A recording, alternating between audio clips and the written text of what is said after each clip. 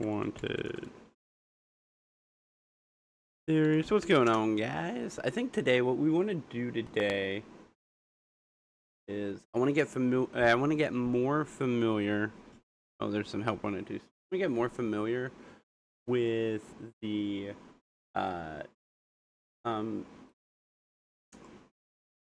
like the steel wool phase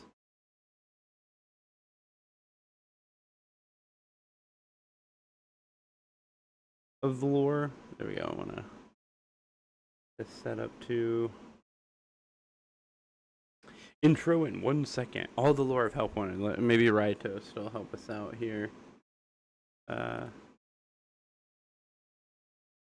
wait, went too far. No, that's tags. Oh, I guess I'll do help wanted. Help wanted. There we go. Gaming tags. Series. What up? Har har har har har.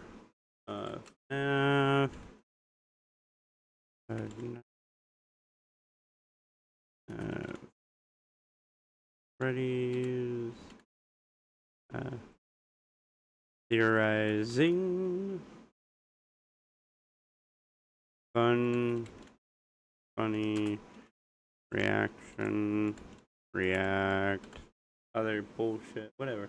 Save. I should really copy these and use them for later on stuff too. Back here.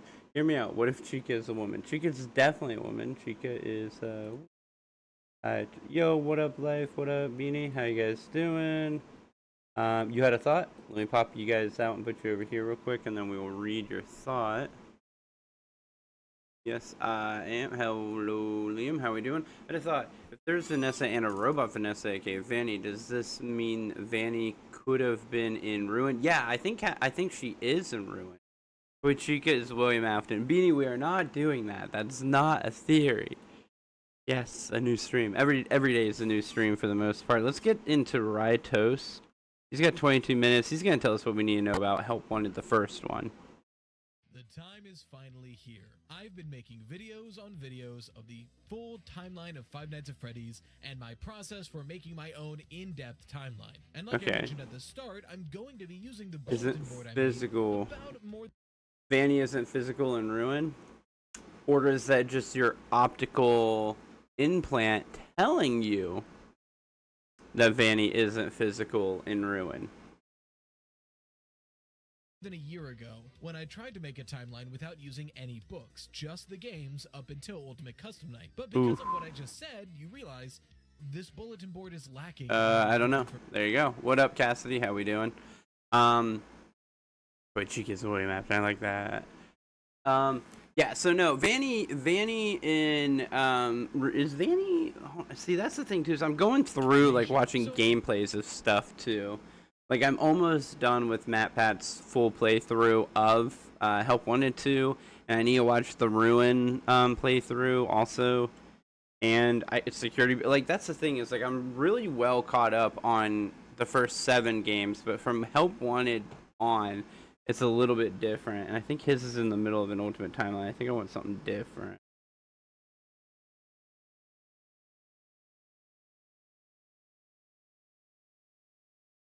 Hold on.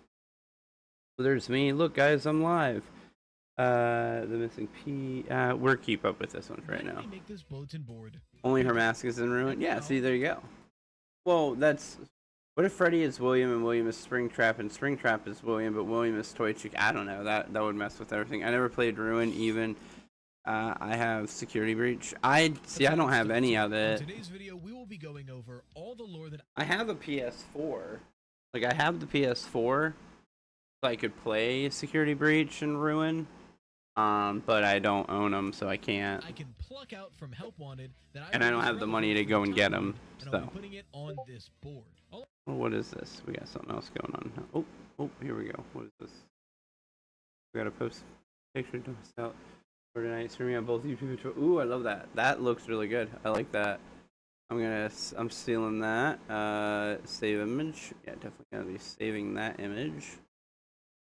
Alright, guys, we gotta save this down into Stream Crap. just gonna pop that right in there, and just to have even more fun. Hold on. Most chaotic game of rock paper scissors. That's. Are you having fun yet? Vanny, always having fun. Always having fun when you're around. Get into here real quick. Oh, I was there. Duh. I was literally at my own. I'm an idiot. Edit video. I want to give myself a thumbnail already because I just got a cool thumbnail. Boom. There's my new thumbnail for all my streams. Boom.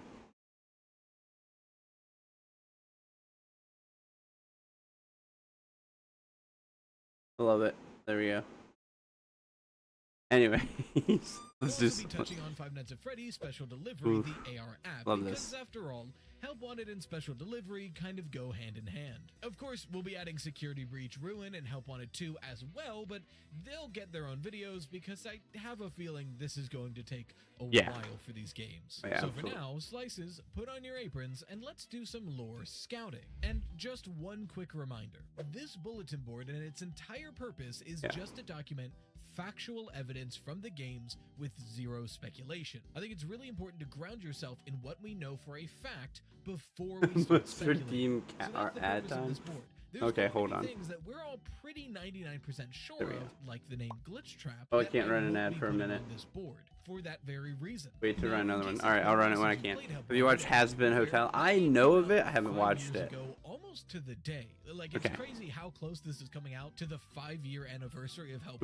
But I figured it's best to re-go over the story of the game and to refresh everybody so we're working on an even playing field. After all, back when we did the bulletin board for the Scott games, up until Sister Location, there wasn't really a story to go over, so we were able to do 2, 3, 4 games in one video because we just did the bullet points of lore. But Help Wanted Onward, literally every single game has some semblance of a story. So we should go over them even if we don't directly put that story on the bulletin board. The story of Five Nights at Freddy's Help Wanted is very meta, actually. An in-universe... If you watch Has Been Hotel, watch it after this. I'm not going to watch Has Been Hotel because...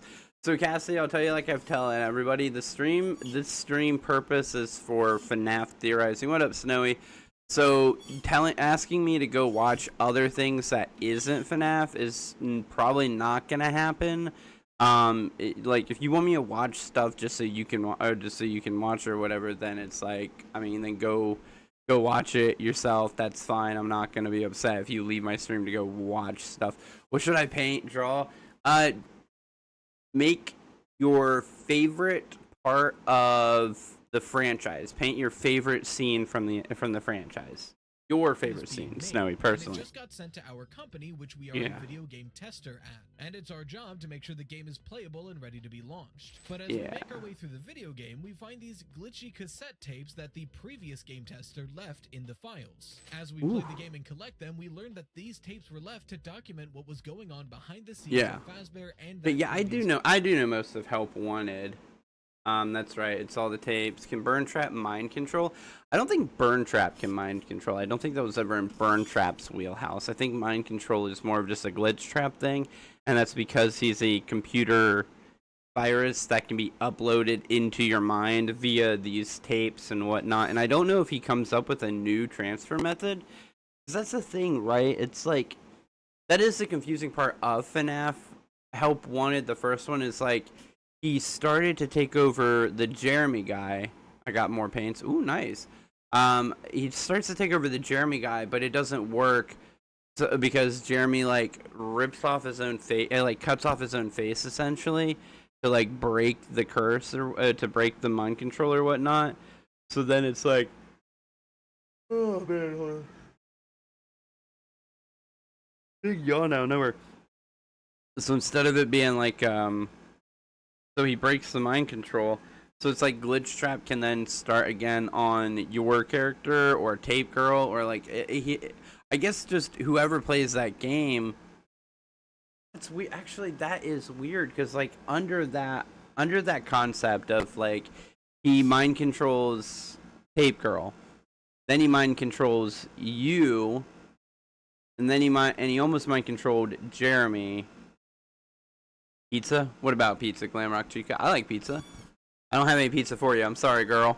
I ain't got any pizza for you. If Vanny is a robot, how come she doesn't get affected by the phaser blaster or the phas camera like the other animatronics do? Is she a more sophisticated version of the other ones?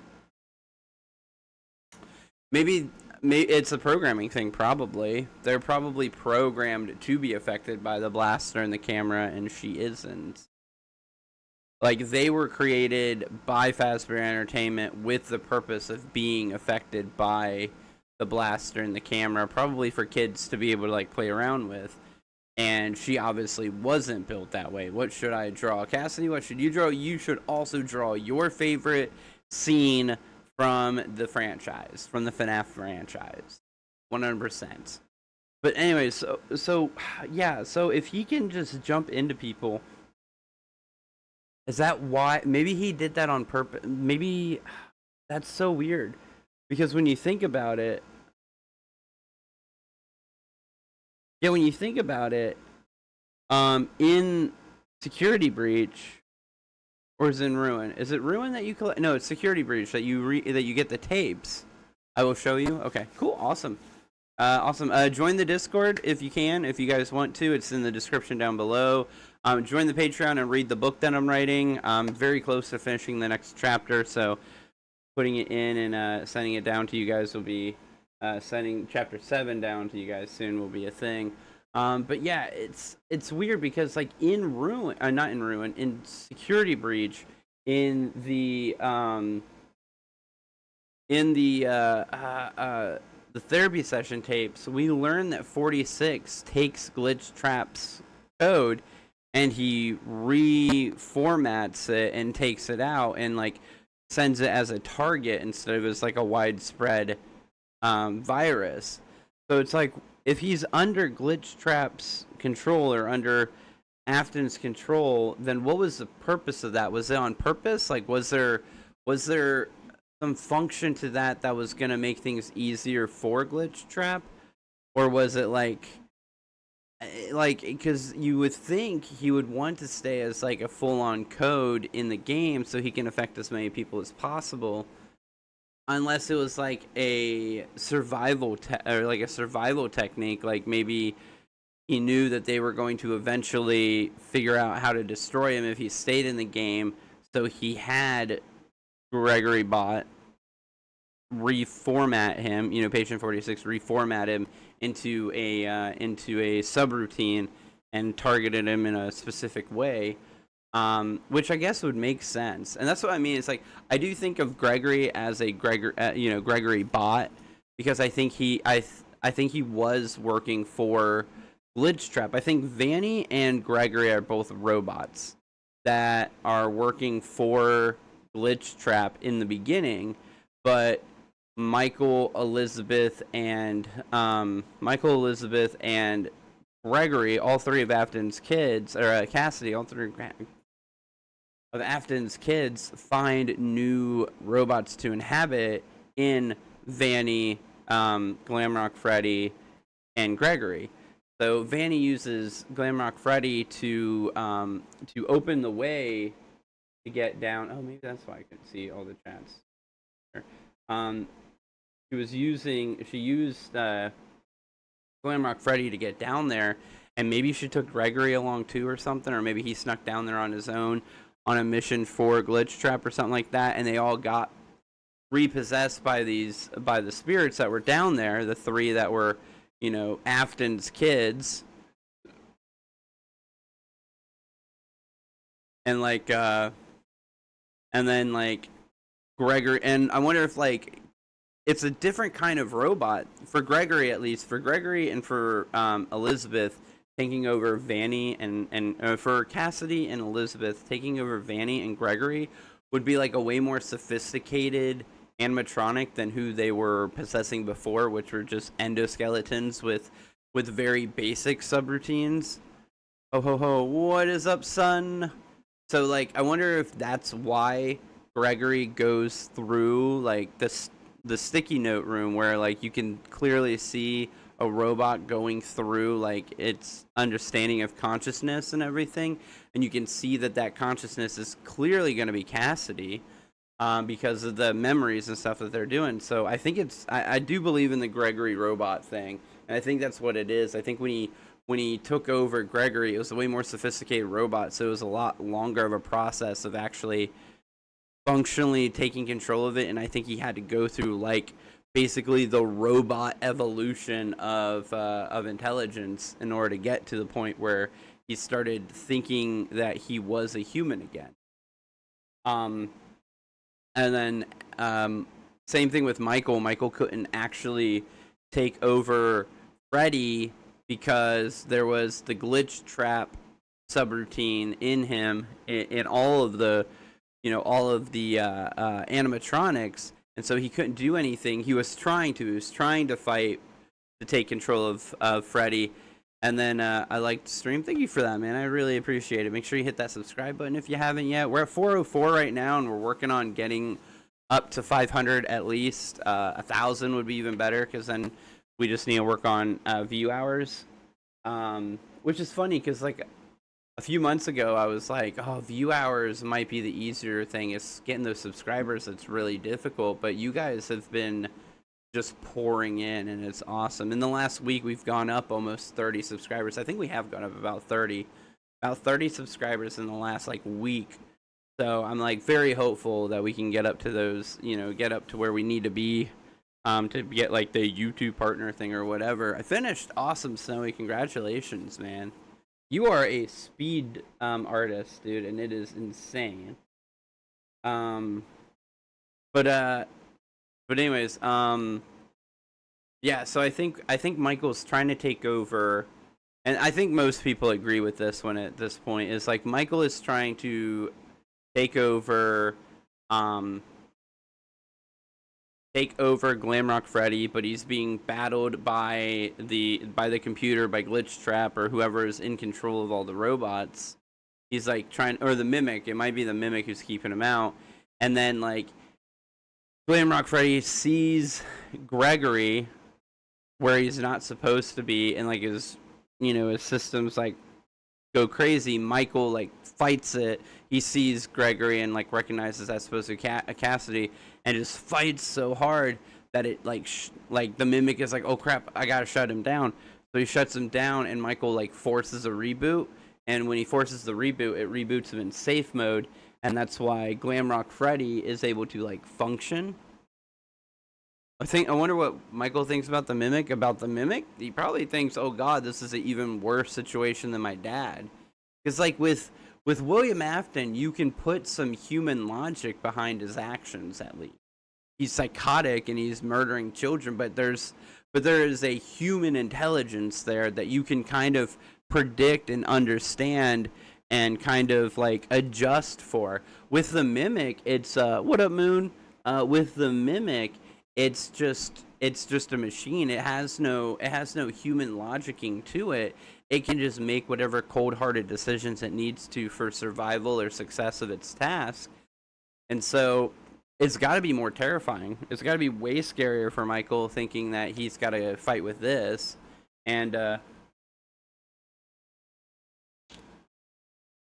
I think even in safe mode, he isn't fully able to control control Glamrock Freddy like that. So I think he has to more push, basically push Freddy's code to want to do certain things to protect Gregory. Shuts down on stage because it's the Mimic and Michael's spirit fighting for control, and Freddy's normal program completely trusted. Yeah, exactly. The Mimic's like, shut it down, and then somehow Michael forces a reboot in safe mode. And safe mode doesn't run the Mimic subroutines because it only runs the essential programs to operate, and so it gives Michael full reign of Glamrock Freddy. What did you want I should paint? Give us a really good Glamrock Freddy. Give us a good, like the best Glamrock Freddy you can get, since that's what we're talking about right now. But let's get into what he was talking about again. Oh wait, hold on, I gotta get back over here. Yeah. company and document what was going on within the game Yeah. itself. After all, they warn us of something that the girl who recorded them calls the anomaly. And as we collect these tapes, that anomaly we're being warned about grows stronger, more clearly visible, and closer to us. As it comes into view, it appears That's to be a terrifying. stitched-together felt costume styled to look like a yellow Bonnie. And that's much of the game. You play these Yep. mini-games and you collect tapes to then see this image more clearly. Playing through the games... Does Freddy line in the burn trap ending have more meaning? The one where he says, "I am not me"? Probably. Absolutely. Scott and Steele will like to do that. They like to put in little lines that if you don't pay attention to, they give away a lot, but sound like throwaway lines. It's kind of like I still believe that the "Gregory, you are broken" line is supposed to reference that Gregory is a robot and is Cassidy. Because like it just makes sense. Honestly, it really does.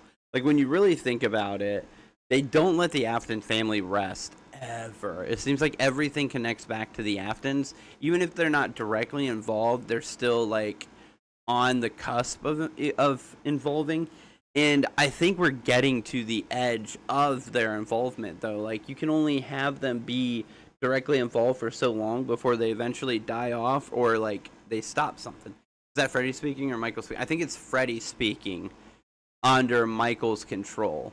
So I think it's Freddy saying, "I am not me," like in reference to I'm not necessarily making all my own decisions.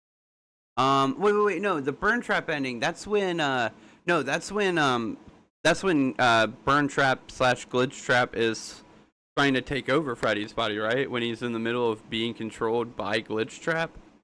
That's what that was, right? Isn't that the, is that what that is? The, hold on, let's do, I just want this FNAF, security, breach, burn trap, voice lines, and boss fight. Afton, final boss, and true ending, Five Nights at Freddy's security breach. Who's a good one? Who's a good person to, I want to watch somebody who doesn't have a ton of views on it. How to beat after burn trap boss fight? Easy. I don't care about that. Death cutscene. No, I want the whole fight. I want the fight. True ending guide. How to unlock? No, I don't care about like beating it. Let's do this. Here, find this. Okay. Yeah, security breach. Here you go. You know, even with him on your team, he's still terrifying. Running up on you in the him running up on you in the middle of the fucking dark, like in the pitch dark, is terrifying in its own right. You go in here. Gregory, be careful. This elevator does not appear to follow any safety protocols. I do not think it can survive more than one trip. Yes. Hazard pay. That's a great trophy.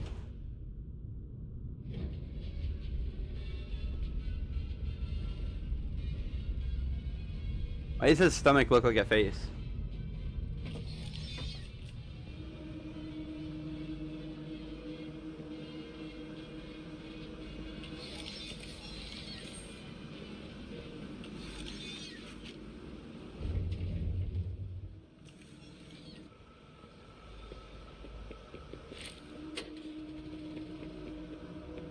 Oh, I hit all these generators up. Okay. Whoa. Oh snap! That would have messed with me. That would have gave me a good fright.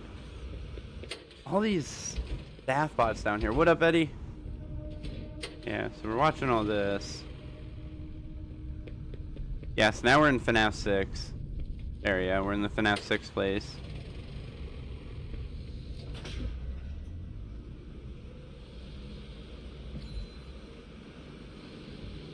Huh. I know what this is. I have been here before. She brought me here. I found myself for the first time when I cleared the path. I did not want to, but I had no choice. Now I have a choice. I have changed. My friends are here. They are so angry, confused. But I can protect you. I am not me.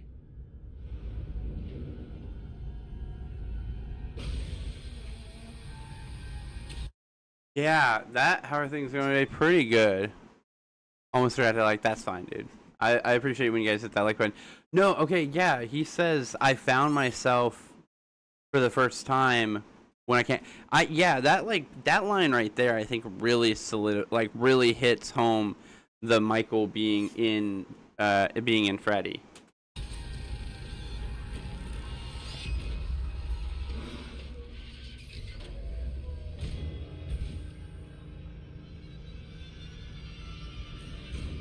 William Afton, man.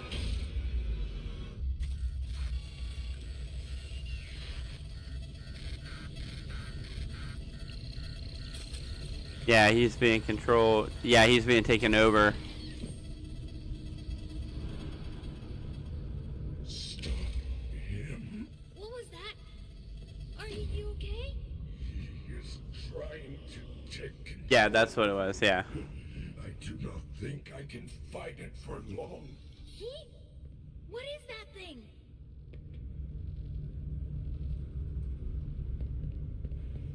I don't think I can fight it for long as you stand there doing absolutely nothing to get away from the killer robot. Well, the potentially soon to be killer robot. I saw a video of where fell out of a Freddy suit and was possessed. That would be weird. Roxy, what do I do? The doors will not hold her. Hide! Oh man, push button.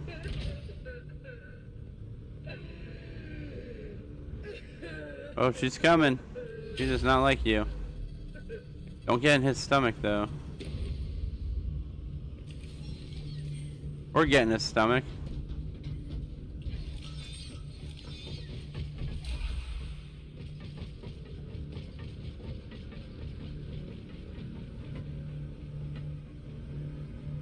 Oh, she ran away from you. Pretty soon was possessed, yeah. Look out. It's Chica. Shut the doors. You gotta shut your doors, my dude. Oh, there's Chica. She is terrifying too. The guy ran from the kid, and then the kid actually came at him like a zombie. Oh.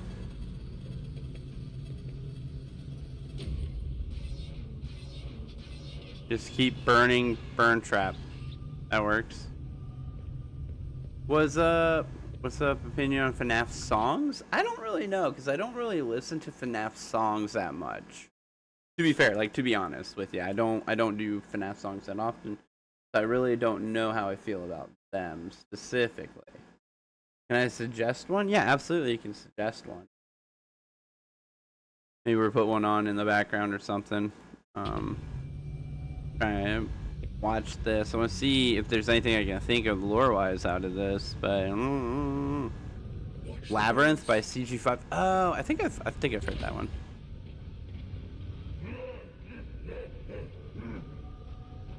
I think it was Rockstar Freddy. Oh, cool. Uh-oh, that door's open. What is this? Oh, welcome. Oh, Cass. Here we go, Cassie. Hold on, I'm gonna give you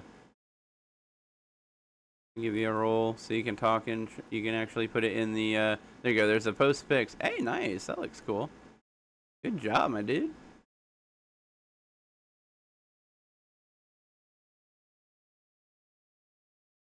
There we go. Oh, hold on. I need to bonk.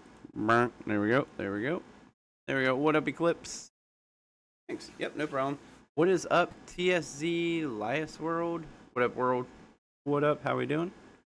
Right. Okay. Yeah. Get back into this. I'm trying to watch the Afton the burn trap fight to see if there's any significance to it that would make lore itself crazier.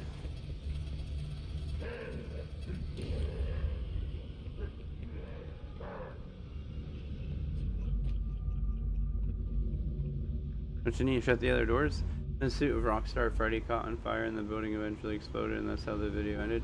What are you what were you watching, dude? Because that is weird.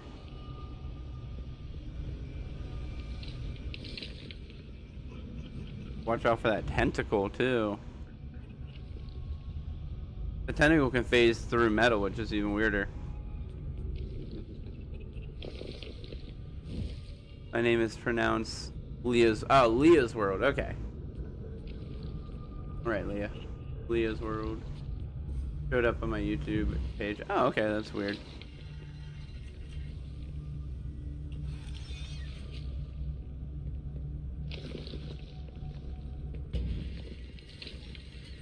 Oh. Literally throwing things around and messing with you. There we go, burning him again. I'm guessing you don't want to get caught by those tentacles, or they don't do anything to you. I'm sub, thank you, man. I appreciate that.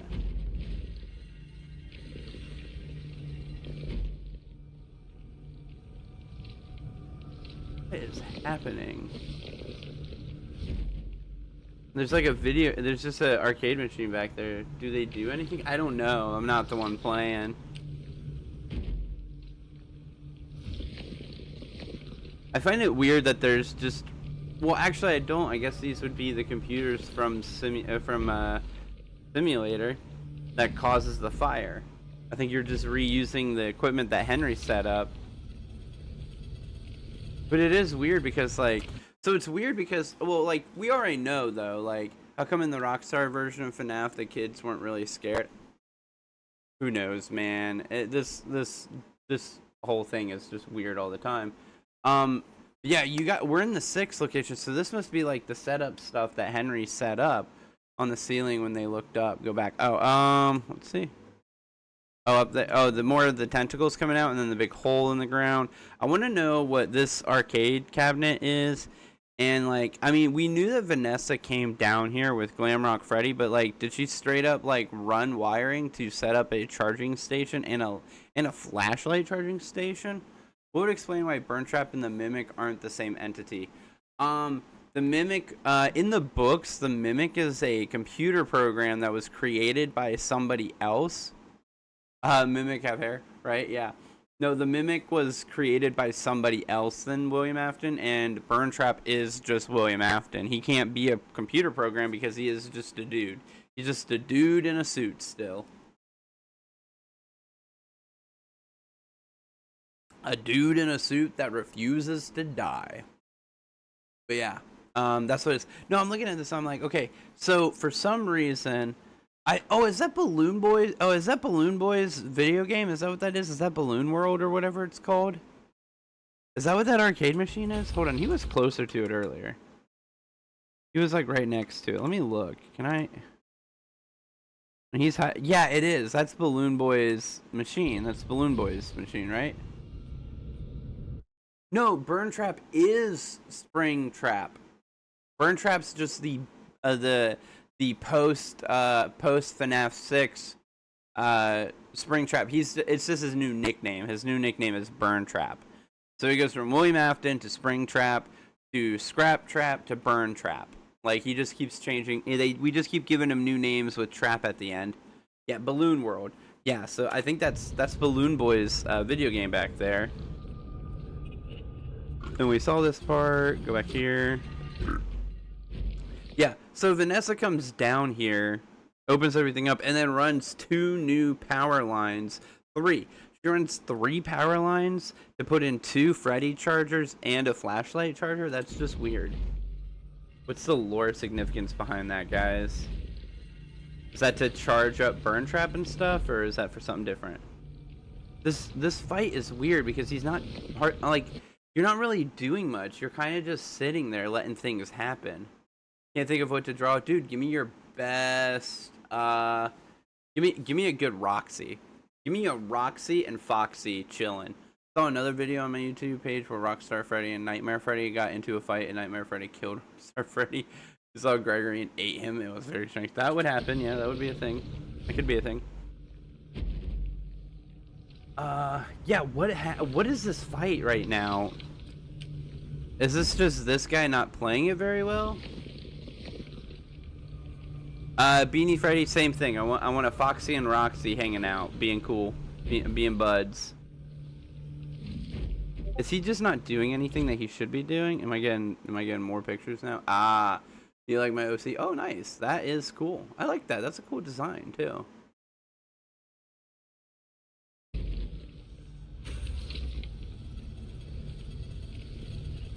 Move that there.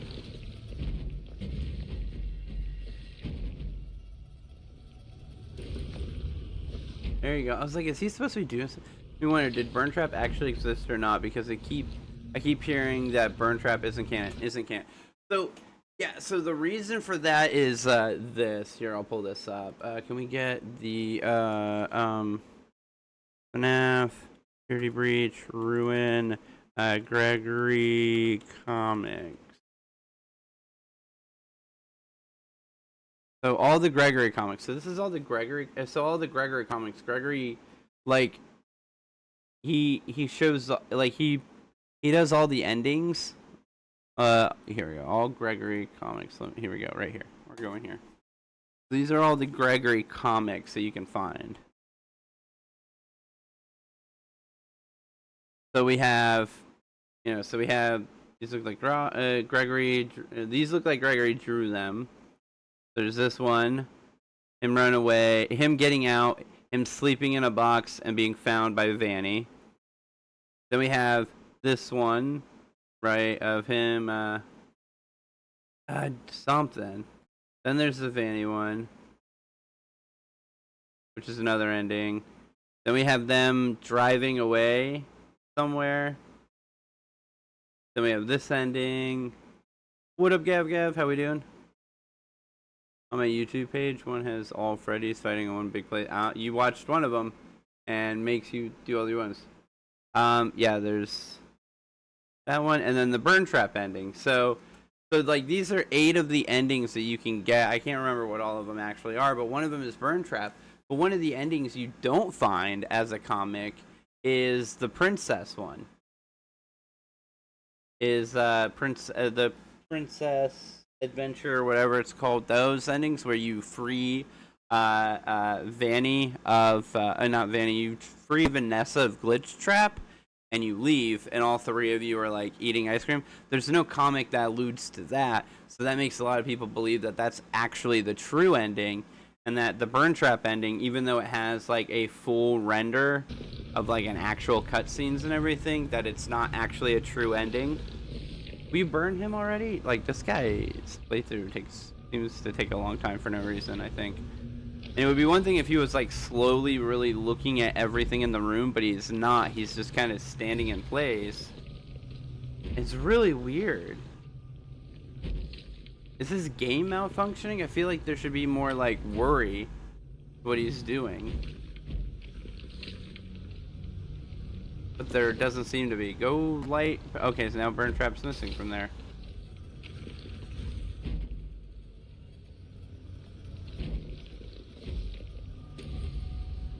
Now he's there. You're burning him again. Now he left there.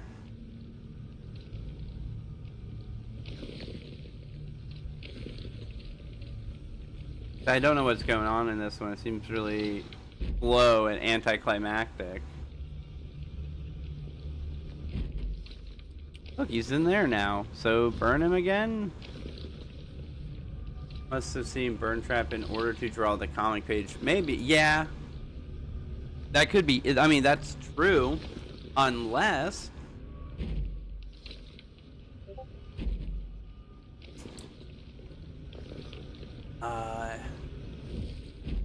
I will have to look at that later, Cassie. I don't know where that link goes to, and I'm not going to pull up unknown links in the middle of the stream.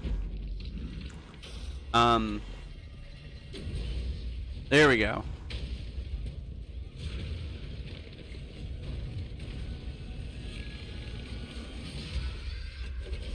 Whoa. Blob is in ruin beside as a comic page. Oh yeah, I know that much. Well, so that's the thing is... Hold on. Yeah, 2 stars.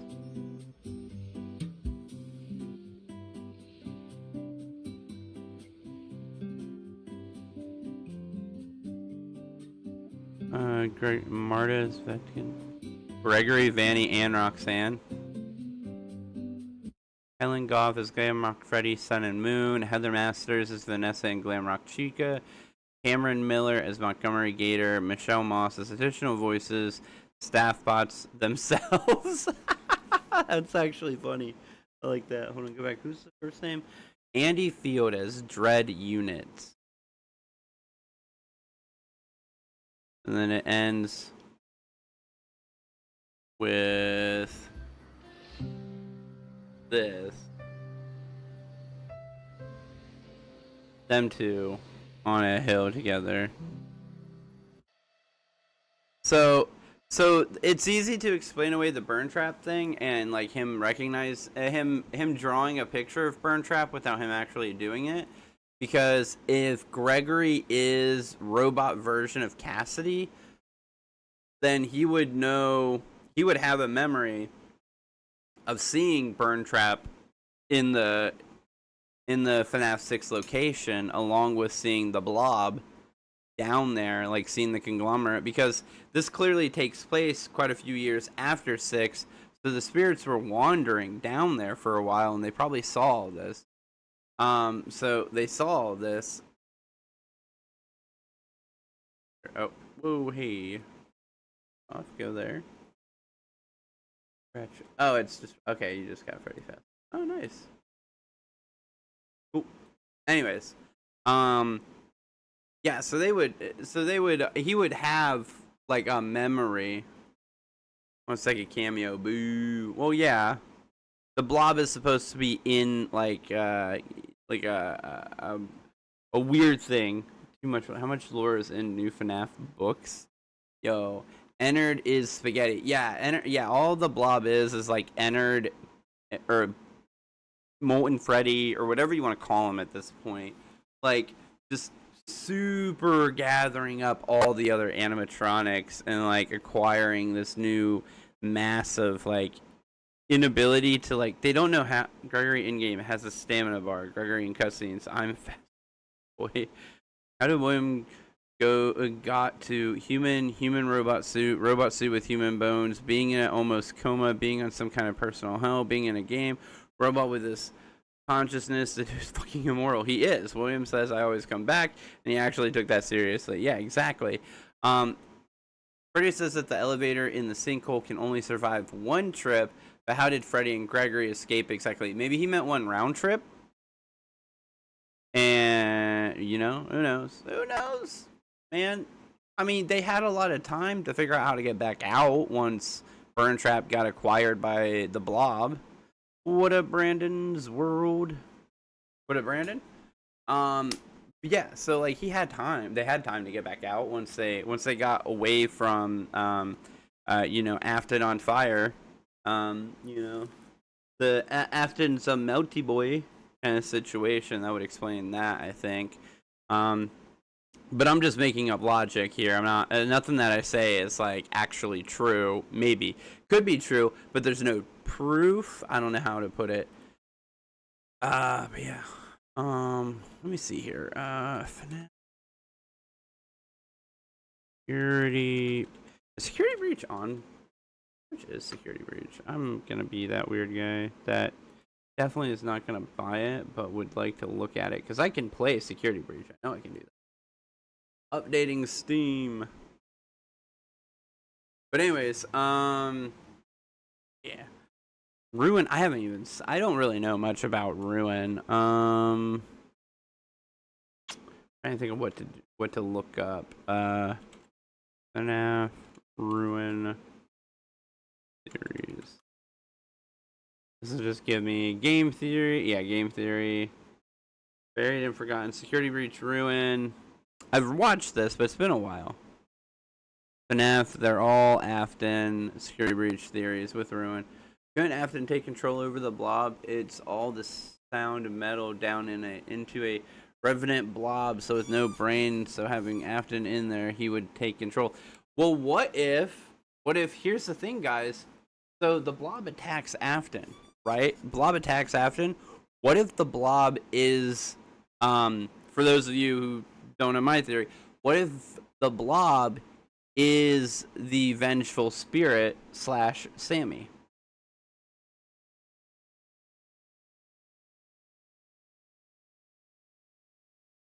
What if that's why he takes that? What if that's why the blob doesn't attack you? Because the blob knows that you're Cassidy. It doesn't attack.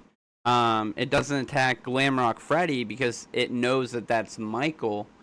It only attacks William Afton because it only attacks Burntrap because it knows that Burntrap is William Afton. He's only after the same person he's always been around. So maybe he grabs Afton to conglomerate him so that way he can pull Afton into the collective and take control of him. Because the other spirits might be in there too, but I think at best case scenario it's just Sammy, just the vengeful spirit in their claim. I am yawning a lot tonight. Yeah, it's just the vengeful spirit in there. It's not the other people.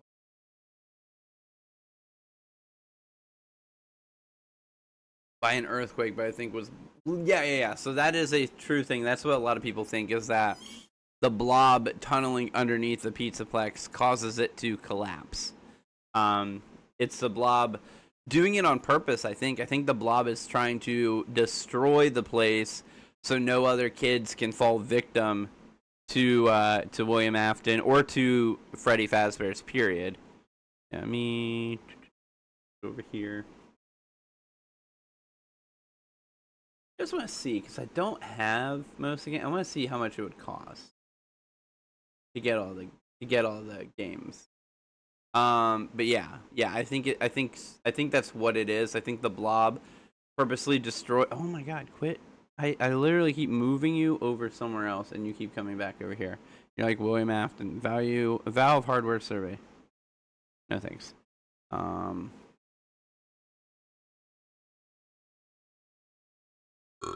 The blob is a destroyed version of Molten Freddy, and Molten Freddy is entered, but he got washed up by the sewer water. Yeah, but it could also... It's a conglomeration of a lot of animatronics, so what if they put... What if Molten Freddy and them... Well, purges the other spirits, and Golden Freddy ends up taking... the vengeful spirit ends up taking over, because he's there, too. He's in 6 also. They're all there. That's the thing, is that they're all there. I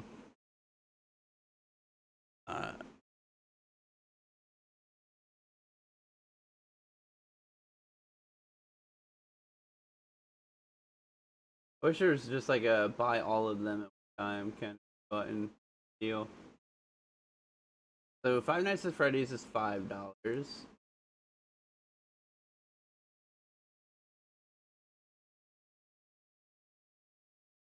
Security Breach is $40. Not buying it right now, obviously, but it is good to know. Oh, and Ruin is free.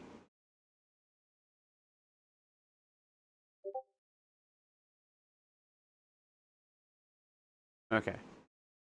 Pick one. What one is the best? Which one is best? I think the first one, Cassidy. That's pretty good. I like that. What do you think would happen if a massive earthquake hit the Pizzaplex? It would take it out. Maybe. I mean, they tend to build things on top of things on top of things like that. The infrastructure has to be shaky. Like, has to be so shaky. Absolutely. Like, like, of course, it's got a bad foundation to it.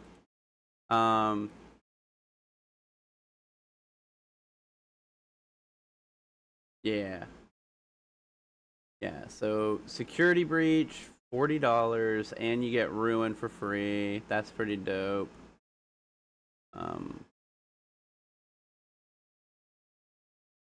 they have a non-VR version of Help Wanted 1 and 2? I think FNAF should go back to point and click, but after every night there is a free room of fixing up the pizzeria, or you driving home and stuff.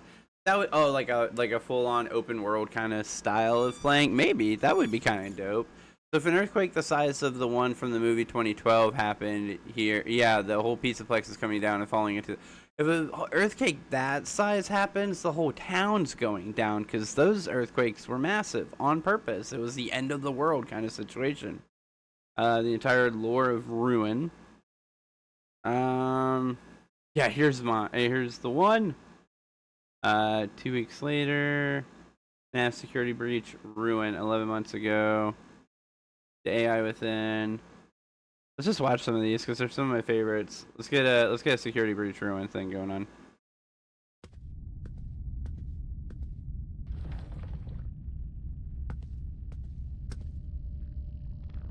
Theory this way. The Mimic is Afton's fanboy, so that's why the Mimic is Burntrap. No. The Mimic isn't Burntrap. Burntrap is definitely just William Afton, Leaf. It's definitely just William Afton. Yeah, this video is great. Man, I really want to get security breach. $40. I might get it soon. We might play all of security breach on stream. How would that work for you guys? You guys think you'd be cool with that? Anyways, probably, obviously, we'd play security breach and Ruin. Hell yeah. I'm not good at regular Five Nights games, but I could definitely play security breach because it is just a normal fucking game. Like, it's just a normal game that I would be good at playing, or would hopefully be good at playing. Xbox controller. I can definitely play games with an Xbox controller. And mouse, I guess, keyboard. I don't know which one would be better, but yeah. Anyways. Yeah. What was I gonna say? At daycare park, go up the play place and jump on the playhouse before lights are off. Oh yeah, absolutely. I will do all of the crazy stuff in the game, and all of the deaths will occur just to do it. Anyways, yeah. So, oh yeah, this, yeah. Oh wait, I have my button over here. Need to be over here. But yeah, no, Burntrap and the Mimic are separate entities. Oh, it makes sun lag. That's cool. But they're separate entities on purpose. The Mimic is, yeah, just a program, but it's not Burntrap. Burntrap is Scrap Trap. Scrap Trap is Spring Trap. Spring Trap is William Afton. Like, that's how it goes. Do, all the way down. So, there you go. Let's watch this. Ooh. I remember listening to this video, but I never actually fully watched it because I was working at the time, so I was just kind of listening to the parts I can listen to. Burntrap. I mean, Mimic. Hello, Internet. Welcome to Game Theory, the show that is definitely the real deal and not a sentient robot designed to copy my voice.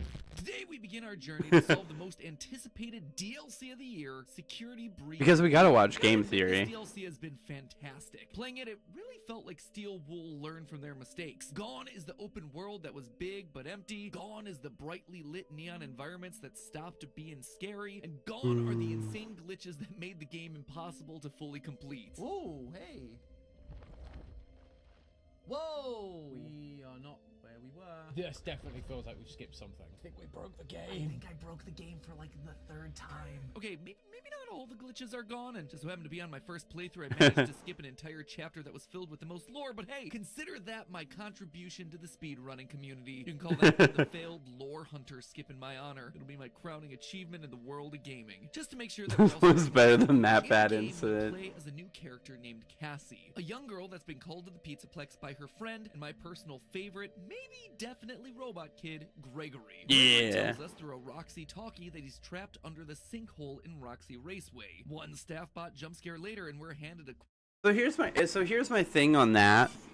So just to help, I think, and I don't think other people recognize this. I think in FNAF 2, I mean not in FNAF 2. I think in FNAF Help Wanted 2, it helps enforce that is not Gregory and that is the Mimic or the computer system itself, because in FNAF, in Help Wanted 2, the Roxy makeup one where her face is like destroyed. Here, I'll show you. Hold on. Help wanted to Roxy makeup part 2. To doing Roxy's makeup. Yeah, why did I not do this on actually, you know what? I know where I can go. Let's go to here. You can go to history because I just watched it recently. Back. All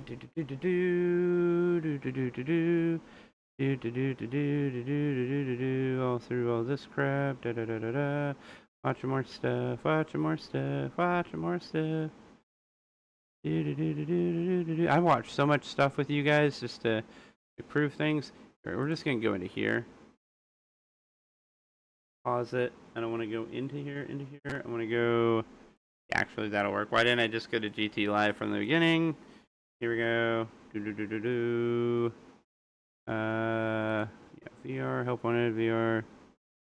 Boom. Like 5 or 6. Cassie's dad is Michael's friend in the Barney Mouse. No. It basically said the mascot was Cassie's dad. It definitely is Cassie's dad. Is Cassie's dad Bonnie Bro? I don't believe so. I think is no way that can be true. Because of the timeline. In order for Bonnie Bro to be Cassie's dad would have to have been 52 when he had Cassie, which doesn't make sense. Cassie's grandfather, maybe. Cassie's dad, no way. Absolutely not. Because he is at least 14 in 1983, right? And Security Breach takes place in 2035. All right, so that is a 52-year gap on its own. That's a 52-year gap on its own. So even if Cassie was the same age as her dad, so even if Cassie was 14, the same age as her dad would have been in 83, that would still mean that he was 52 when he had her. No way is he the father. All right, no way is Bonnie Bro the dad. If he is, they are doing some weird, random, behind-the-scenes bullshittery just to fuck with us, because that makes no sense whatsoever. Is it this one? No, I don't think it's this one. I think it might be... Yep, it's this one. Okay, yeah, it is this one. So check this out. So in this one... hold on. You have a migraine. I don't know. So let's get actually to it. Yeah. So let's get to the opening to it. Hold on, go back. Yeah. Use the Roxy Talkie to calm Roxy down. To calm her down. All right, So the Roxy Talkie isn't a real walkie-talkie. It's a pre-programmed walkie-talkie that just gives you lines back. All it does is it gives you Roxy lines. Like, listen to this. Damn, girl. Nobody will like me. Girl. Fix me. I look horrible. She really does, though. She really does. So good. Wow. That is a choice right there. Yeah. Gotta say. Yes, I don't know if I want to look at you. Okay. Pink Roxy. Oh, yes, hello. Hi. Pink Roxy. But wait till he starts using the walkie, and you'll see what I mean with this. Yeah, right there, right on the eye socket. Oh, hello. Okay, is that? Oh, hello. Whoa, don't get frustrated. It's okay. It's okay. Hey. Yeah. Hey, look. I'm using your walkie-talkie. Look, it's merchandise. Don't you love your merchandise? It's so great. Merchandise. Oh, he's not holding it down yet. That's right. Yeah. I love you. Hello. What am I supposed to do? I just hit Yeah. But anyways, so the Roxy Talkie is pre-programmed lines of like, oh, you're a superstar. Everybody thinks you're beautiful. You're gorgeous. Blah blah blah. It's not a real walkie-talkie. It's a kid's toy to make you think that you're talking to Roxy. That's all it is. So the Roxy Talkie in Ruin actually being Gregory talking to you makes no sense. It's gotta be the mimic using it. Like, it's not a real walkie-talkie. Just worked at the places while they were closed. Oh wait, hold on. Michael time traveled so he could free his sister. Then Michael time traveled again to 1993 to work at FNAF 1, and the Michael that didn't time travel is Phone Guy. Prove me wrong. There's no such thing as time travel in this universe, so there you go. You're wrong. Yeah, there is no way he is the father. Gav, what'd you say? Yes, his dad is Michael's friend in the body mass. No, but it's all right. I mean, you're allowed to think those things. But yeah, time travel doesn't exist in this game. We're talking about dead kids possessing things, not time travel. Completely different kind of genre of game, to be fair. There you go. There's your I have defeated you. Really want to buy this. I'm still here. Welcome back, Cassie. Oh yeah. You wanted to know what to paint. There you go. Here, right here. Here, give us just some horror images right here. There you go. Get yourself some shattered Roxy. Into the pit is time travel. Okay. To be fair, yeah. Okay, there is a single incident of time travel in this universe. But is it part of the game continuity? We're not sure yet. We're going to have to see how Into the Pit, the actual game, works. And it does stand out very weird. It is very weird that there is this one specific incident of time travel, but it is never brought up again anywhere in the rest of the universe. In real life, FNAF been out for 10 years. In the FNAF universe, it was about 50 years. Yeah, exactly. FNAF 4 takes place in 1983. Security Breach takes place in 2035. That's a 52-year gap. So, yeah. So, Cassie being 14 would still make her dad have to be 52 in order to have her.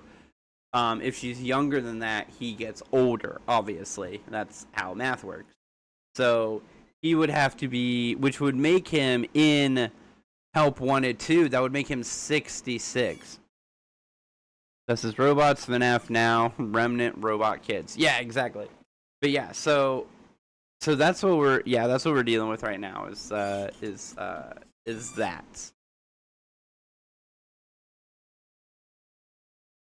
Whoa.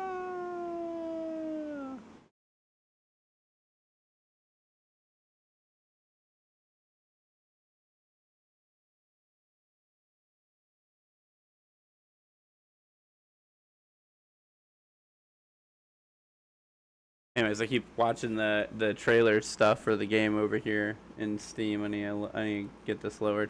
Anyways, yeah, so I guess, yeah, in one incident we have time travel, but I don't think it's a reliable sense of time travel where you can say that it could be used as fluently as Michael time traveling to both free his sister and also be Phone Guy. I think Phone Guy is just Phone Guy. I think is what we as a theorist community have agreed on is that he's just a phone guy. I'm just a phone guy. I'm not better. What is your book about? My book is a sci-fi fantasy lit RPG. Wait, what is your book about on Patreon? It's FNAF Security Breach. Monty is a menace in ruin. He is a Mensis. No, Monty's a gator in both incidences. Monty's a gator. Monty Gator on Patreon. Yeah, it's a sci-fi fantasy lit RPG book about a character named Nathan Strider, aka me, because it's wrote in a first person. He gets sent to prison, and then when he gets sent to prison, it turns out that the prison is actually putting their prisoners into a virtual reality AI controlled death game, and if they die in the game, they die in real life, and they have to try and make it through the entire game in order to earn a pardon. And it turns out that the death game is also being used as like a broadcast programming on Earth to make money, but everybody on Earth believes that it's just a fully AI generated show, and that no real people are actually involved in it. So and then there you go. There's your quick synopsis of my book so far. Of what my book is about. The book, it's gonna end up being multiple books. It's gonna be a multi-book series. But anyways, back to the FNAF stuff. No, I'm meaning what he acts like. He acts like a dog in the other one. In Ruin, he is a dog. That'd be weird. I don't know. I'll find out eventually when I get to play the darn thing. But anyways, let's keep watching this. Quote-unquote security mask, one that's meant to help us bypass certain puzzles while shutting down all the security nodes that are keeping Gregory locked down in the basement. But this, my friends, is not just any mask. This is Vanny's mask, the one that Vanessa wore throughout the entirety of Security Breach, making it pretty darn suspicious. Using this mask allows us to look into an augmented reality system, seeing things that we couldn't see before, making us invisible to certain enemies. We can suddenly walk through walls, deactivate security nodes, intentionally teleport, and as I demonstrated earlier, also accidentally teleport sometimes. Mask in hand, we make our way through pizza blocks, shutting down the security and encountering the various Glamrock animatronics from the original game, including the bestest boy Glamrock Freddy, though something's a little different about him this time. I can't quite put my finger on it. It's probably the fact that he's 1849 in sister location that we keep hearing is matched up to 1948. The 4 to 3 for the number 4 to become the number 7, so erased 8 from 9 and erased the 1 to 70. Help Wanted 2. Help Wanted 2 doesn't take place in 1970. That would be impossible. Just saying, it would be literally impossible for it to take place in 1970. Nothing that leads up to Help Wanted 2 takes place anytime before 1983. So it being so it taking place in 1970 would be impossible, if that's what you're trying to get at. Also, the code 1849 in sister location. The code in sister location is 1983. The new GT Live that came out today. See ya. All right, Gabby, have fun with that, man. Do you think Glamrock Foxy ever existed, or is Roxy always there from the beginning? I think they just made a Roxy instead. I think what it was is that the band was the whole group, like they brought in Monty Gator now too with Bonnie and then Mr. Hippo and stuff. I think they were just like, there isn't enough female characters, so they redid Foxy as a girl to bring in another female character into the lineup. So now you have two. You have Roxy and you have Chica, and then you have Monty, Freddy, and Bonnie. And then that gives you a 3-2 split on the main characters. And then I think Mr. Hippo at one point was a glam rock character too. So I guess it's 4-2. And instead of a fox, it's a wolf. Yeah, Roxy's kind of a wolf more than a fox, but yeah. Missing his head. All of this while running from a glitching bunny entity that'll summon animatronics to our location if we wear the Vanny mask for too long. Eventually, we deactivate all the security nodes, including Cassie's favorite glamrock, Roxy. Cassie, what are you doing? Ooh, right in her eye.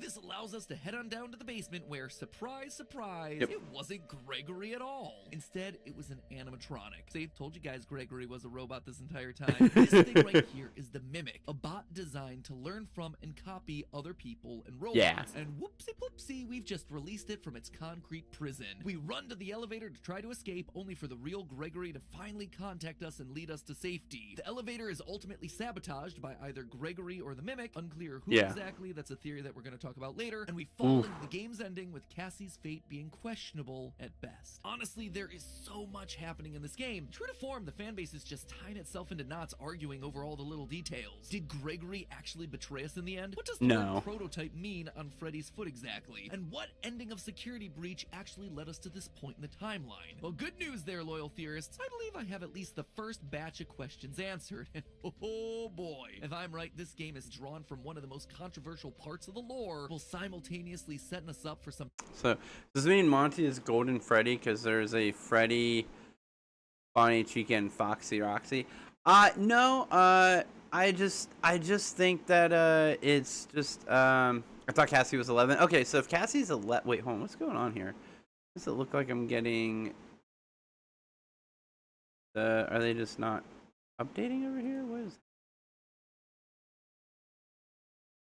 I guess Blobs has decided to quit updating YouTube chat again, so I'm really glad that I decided to pull it up as itself. Hold on, I don't even know how far back that one was. Yeah, so Cassie's 11. So no, I don't think that. I think it's literally they were just like, we need more characters. We don't have enough characters to cover all of the Pizzaplex. So they made Monty. And I think they used Monty as like a way to like build up a little bit of drama in the group. He's the new guy and he's trying to become the head of the band or whatnot, or what, you know, to cause some extra. Like, I think that's just actual advertising and it has nothing to do with the actual game or whatnot. I think Golden Freddy is just a figment of the past. There's one Freddy and it's Glamrock Freddy. And there's one Chica, there's one Foxy/Roxy, there's one Bonnie, and now there's one Monty Gator, like, kind of situation. I think is all it is. I don't think they were trying to go beyond that point when it comes to that kind of situation. Do you wonder why Glamrock Balloon Boy, Glamrock Mangle, and Glamrock Puppet don't exist? Because they wouldn't make sense, I think. The Mangle was just a toy for little kids, and it was a bad idea. A Glamrock Balloon Boy would not look cool. Yeah, exactly. And a Glamrock Puppet, the puppet there's only been one version of the puppet throughout all of the game, throughout all of the actual pizza places, and it was built as a security measure. And technically, I guess the Glamrock Puppet would be all the staff bots, because they play the same role, essentially. Is that they do the security part anyways of the puppet's job back in the day. So you wouldn't need the puppet really for anything. Yeah.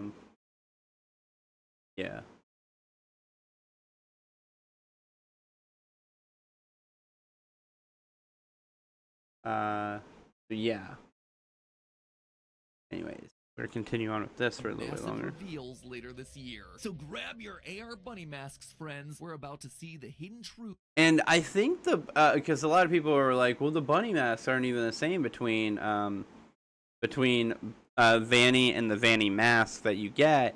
And I think they are. I think what it was is that the Vanny mask, I think she had like her own like hood that went over the mask or something like that, or she had her own version of the mask. Like, it seems like Help Wanted 2 gives us this feeling like there's more than one Vanny mask, like there was multiple, right? With that poster that says it's the end of your shift, don't forget to take off your mask. I feel like that really digs into that there must be multiples, that there are workers have masks kind of situation. Before I do that, you know what complements a high-tech bunny mask? Our latest batch of theory wear. Oh, yeah. You guys know that a great way to gear might seem it's I appreciate that, Matt Pep, but I'm not really here for your theory wear. He really sells his merch hard. That chic, full of so in your backpack to rate and look at right on just to stop ruin. Let's start with says keep looking sharp. Anyways, back to the some theory is that the ice cream parlor in Bonnie Bowl once had a Glamrock baby that was decommissioned prior to a security breach, but I don't know. I don't think that's theory.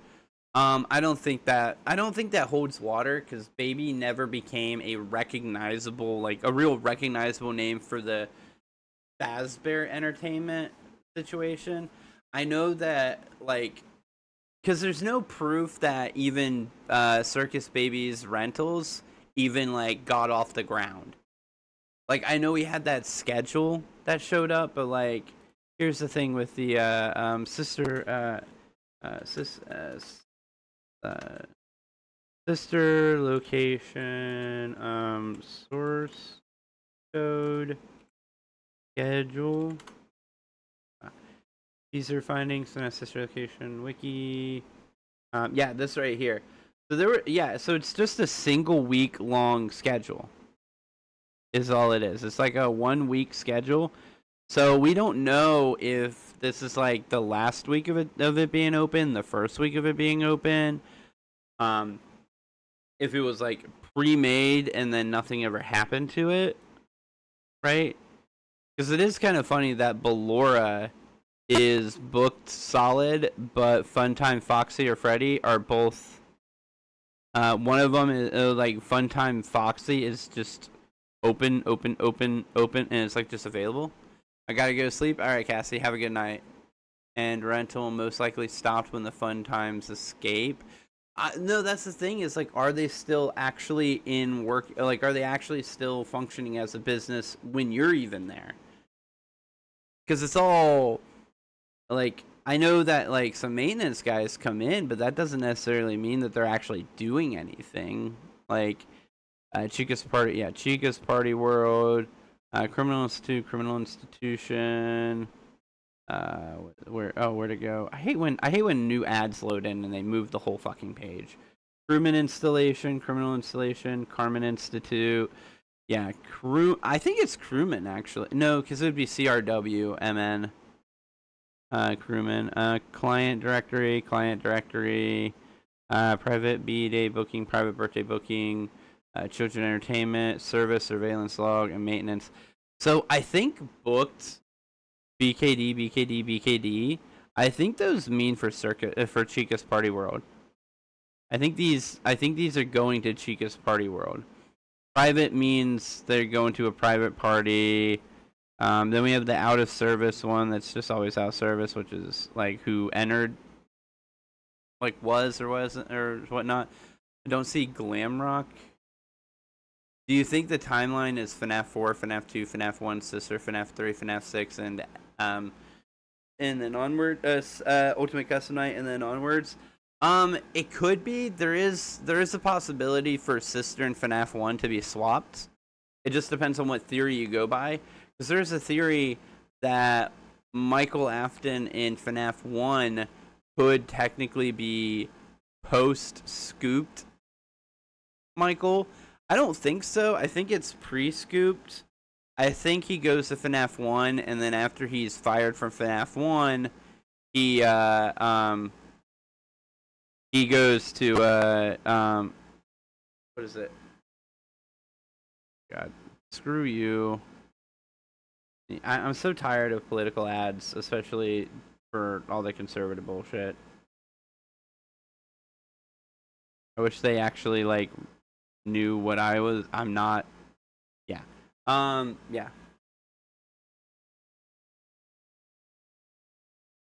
Yeah. Anyways, we're gonna get out of that because I'm tired of the ads.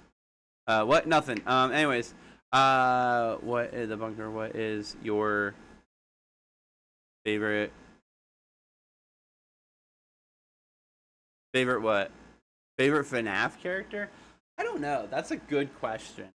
I think my favorite FNAF character is Michael because he has like the full hero's journey arc, and then even after that, he like continues on being a hero after being a bad boy for a bit and helping his father. He starts to realize that his dad's bad, and then he does whatever he can to right the wrongs that have occurred because of his dad.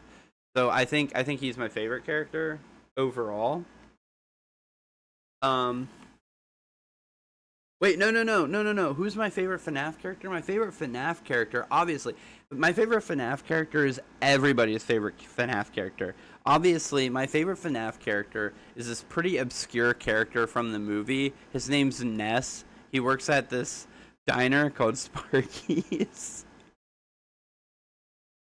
He's obviously my favorite character from the FNAF universe. Seems like a really cool guy. He's got a lot of theories about breakfast, food theories. I feel like the only Foxy related thing in the Pizzaplex is the Kids Cove area, plus the never opened log ride we see in Ruin. Yeah, absolutely.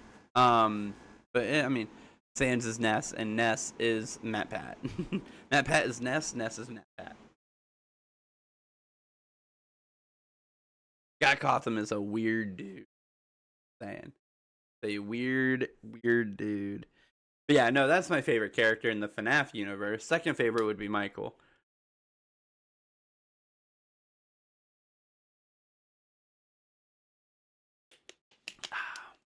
Was your favorite? What is your favorite balloon boy? None.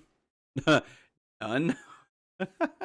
All right, let's get on with this Something still. simple, something that really sets the foundation for the rest of Ruin. Which of the Security Breach endings is canon? I think it's the Security Breach has princess had a weird one. relationship with its endings. Sure, some previous FNAF games have had multiple endings, some have even had upwards of 7, but none has ever been so vague about what the intended ending was. Yes. Of Security Breach's 6 potential endings, there were 2 that felt like real contenders for being the canon choice. The so-called true ending, 2-star ending where Gregory goes into the Pizzaplex's basement to fight Burntrap, ending in a collapse of the entire building, and the Princess Quest ending, the only 3-star ending of the game where Freddy's dismantled by staff bots and Gregory defeats the glitch trap virus controlling Vanessa. So now that Ruin's out, which actually happened? Well, we could say with near 100% certainty that it was Princess Quest. You see, Steelbolt did something that I would have never expected. They made the comic book style drawings of all the Security Breach endings into the linchpin of the whole debate.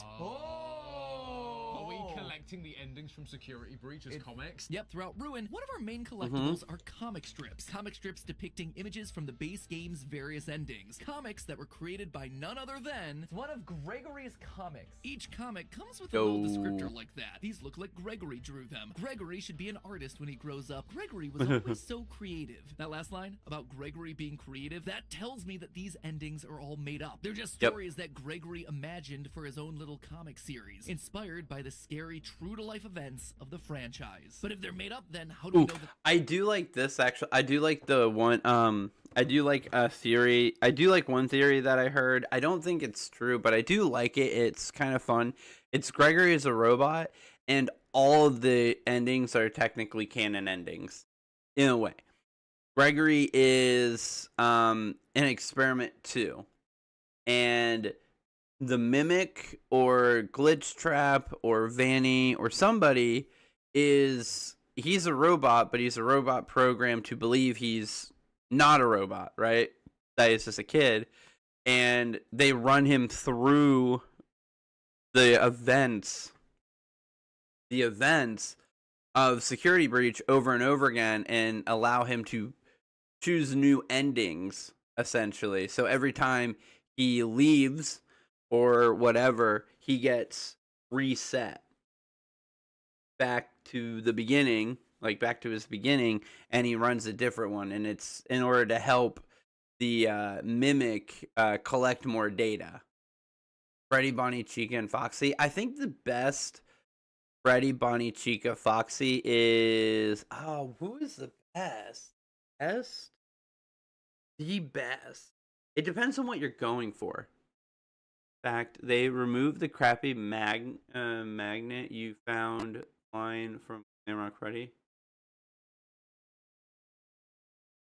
Crappy magnet you found. Cool. But it depends on what you're looking for in your animatronics. If you're looking for fear, like scary ones, then obviously the nightmares would be the worst ones.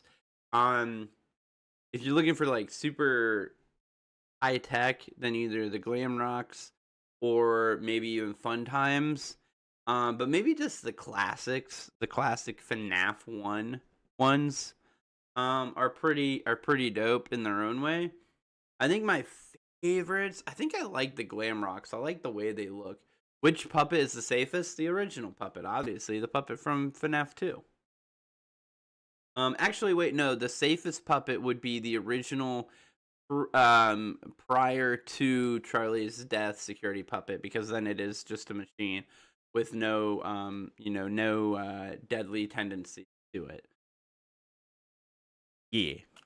That the Princess Quest ending is real? Well, once you collect all of Gregory's comics, the answer is pretty obvious. Take a look at this. These two are from the Gregory Escapes ending. These two are from the VIP ending. These are from the Loading Dock ending. This one is from the Disassemble Vanny ending. And then, last but not least, is the Burn Trap ending panel. Seems like a pretty extensive list, right? Except there's one ending that's noticeably absent here. Princess Quest. There isn't a single comic strip in all of Ruin depicting that ending, implying that that one, unlike all the others, What is the worst was at being real. safe And if you look puppet? around at the the rest of What do you mean, Ruin with what this is in the mind, worst? you start to realize why. In the You know Princess what, Quest Liam? ending, you have to beat the Princess Quest 3 arcade machine that's in Vanny's hideout. But when you visit that same hideout in Ruin, you find the machine on its side, with the princess's lantern sitting on top of it. She has conquered the virus, lighting the way to freedom. And if the lantern wasn't obvious enough symbolism for you, when you put on the Vanny mask and enter the AR world, you'll see the sword from Princess Quest 2 and 3 plunged into the machine. The beast has been slain. Actually, the fact that Cassie's given the Vanny mask in the first place also lines up with this ending, because it's the only ending where we actively see the mask getting left behind. It's actually a big focus of this panel right here, showing us that the mask being left behind is Yeah, see, it's right there. It's still waiting around for someone, in this case Cassie, to find it and become Yeah, people Vanny. people And kept then saying that it wasn't the same exact mask that's on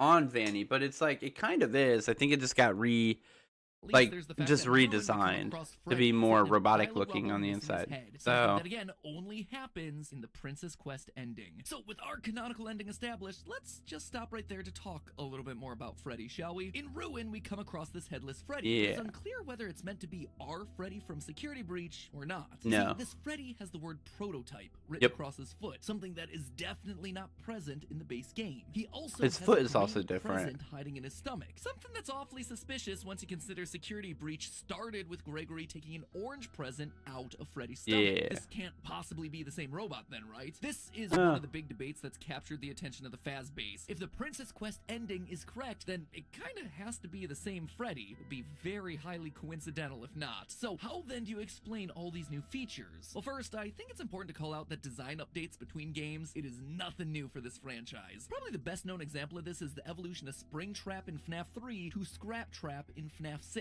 William Afton's basic anatomy, it is nothing alike, despite it being the same dead body in the same rotten suit.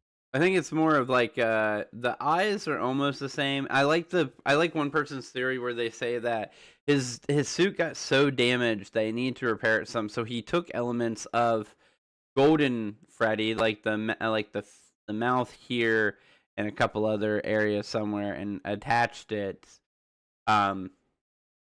and added it to the suit to help repair it Even in some. this game, Candy Cadet, complete overhaul between his first appearance and Yeah. now. Or just take a look at any of the other animatronics. Their endos are real different to the ones at the end of Security Breach, and yet each and every one of them has suffered the exact same damage that they did in the previous. Sundrop is not alright. Is proof of the game being rushed in Security Beach. He stole the parts. Gotta go join the live tomorrow. Alright, so now we have a good one. Timestamp 127. Hour and 27 minutes if you want to watch the rest of this tomorrow before the live stream tomorrow.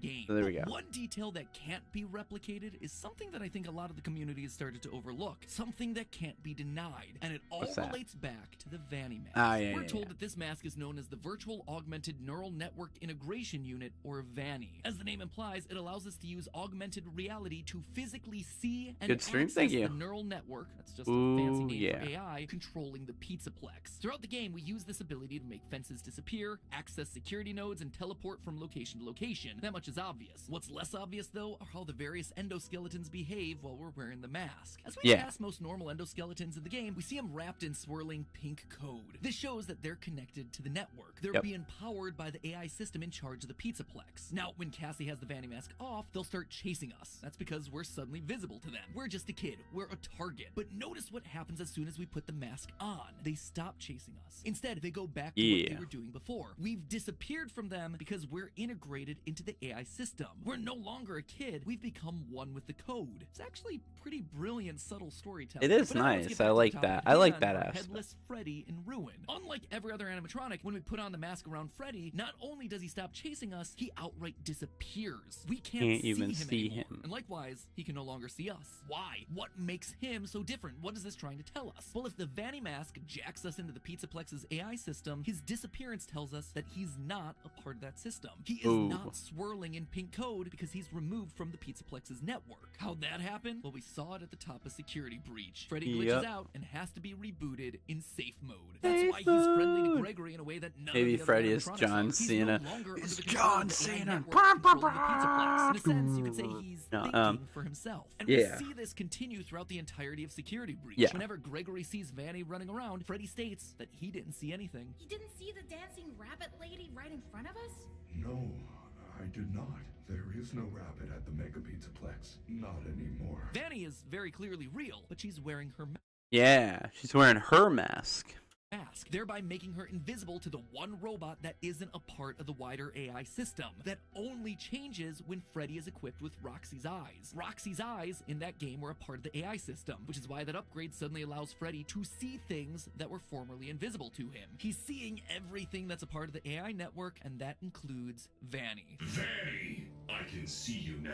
Yeah. I have new eyes. This Yeah. detail is why I feel that Ruined Freddy here has to be the same as our best boy from Security Breach. This is a Freddy that has been removed from the system, one that was rebooted in safe mode, taking him offline, something that almost...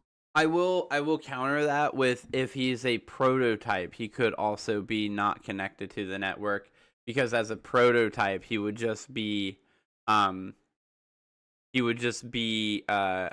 linked. He would just be a solitary program just to make sure that he works correctly and to like adjust the code and stuff. Because when you're working on a new computer or something like that, or a new robot or something like that, you wouldn't want it to be connected to the overall system. Because if something is wrong with that code, if you're creating something new and you create like a glitch or a problem in the code that is like unreadable correctly, you don't want it to be connected to the rest of your system, because if that code gets out, then it could end up starting to interrupt all of your systems. So it does make sense for the prototype to not be this Glamrock Freddy to not be our original Freddy, but also not be connected to the network, because he is just a prototype. He was a tester. He wasn't a legitimate version that would be connected to the network, because it was safer to keep him disconnected from it while building and like while troubleshooting him and stuff like that, essentially.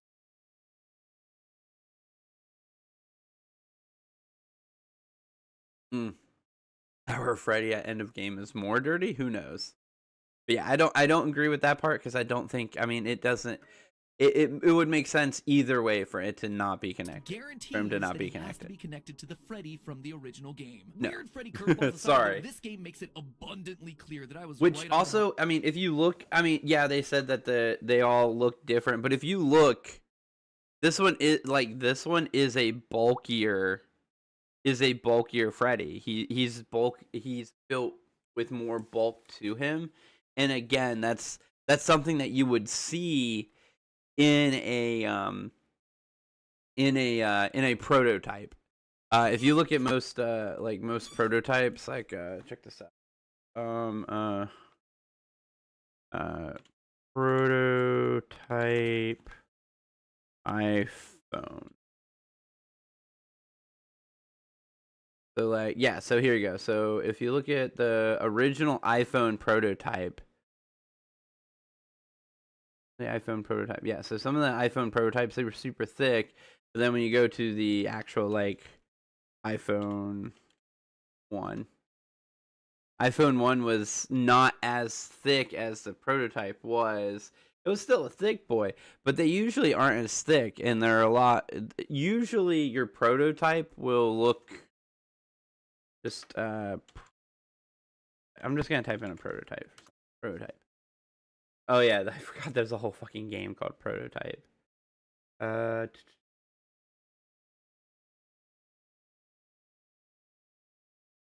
think what is something that would have a oh yeah, obviously. Xbox prototype. So the original Xbox prototypes, well yeah, there's all these, which were freaking ginormous on their own. But I guess a good one would be like dev kit PS5. There you go, dev kit PS5. Yeah, this is what the PS5 dev kit looked like, the prototype. 840 homeless people now. Hello, Daniel. 830 homeless. What? Daniela. Okay, hi. Anyways, prototype is a FNAF word enemy. Yeah, so like this is the PlayStation 5 prototype. This is a prototype, and then just a regular PS5. And then this is a PS5. Like, you can see the size difference in them. Your prototypes, how are we doing?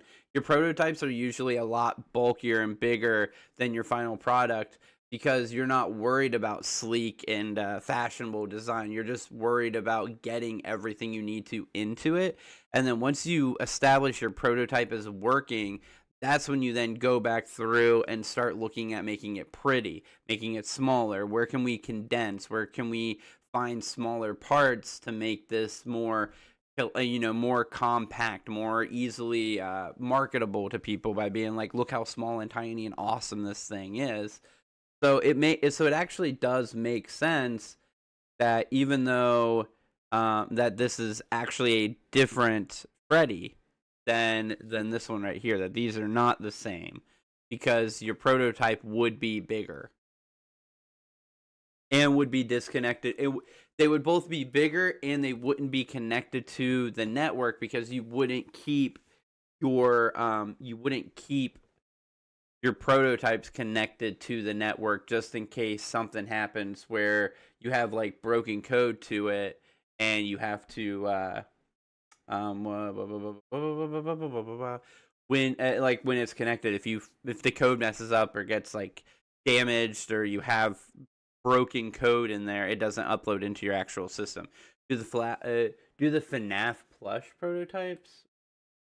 FNAF plush prototype images. eBay prototype Freddy. That's a blow up. That's a blow up thing. Good stuff sample prototype. Nightmare Foxy prototype. Okay, that's cool. The Night Foxy, yeah.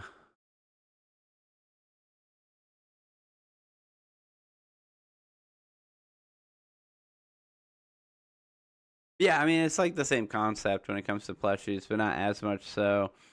But yeah, your prototype will never be as good as your original product, or as what your product is going to be, because of that fact that you're not worrying about making it pretty, you're worrying about it making it functional.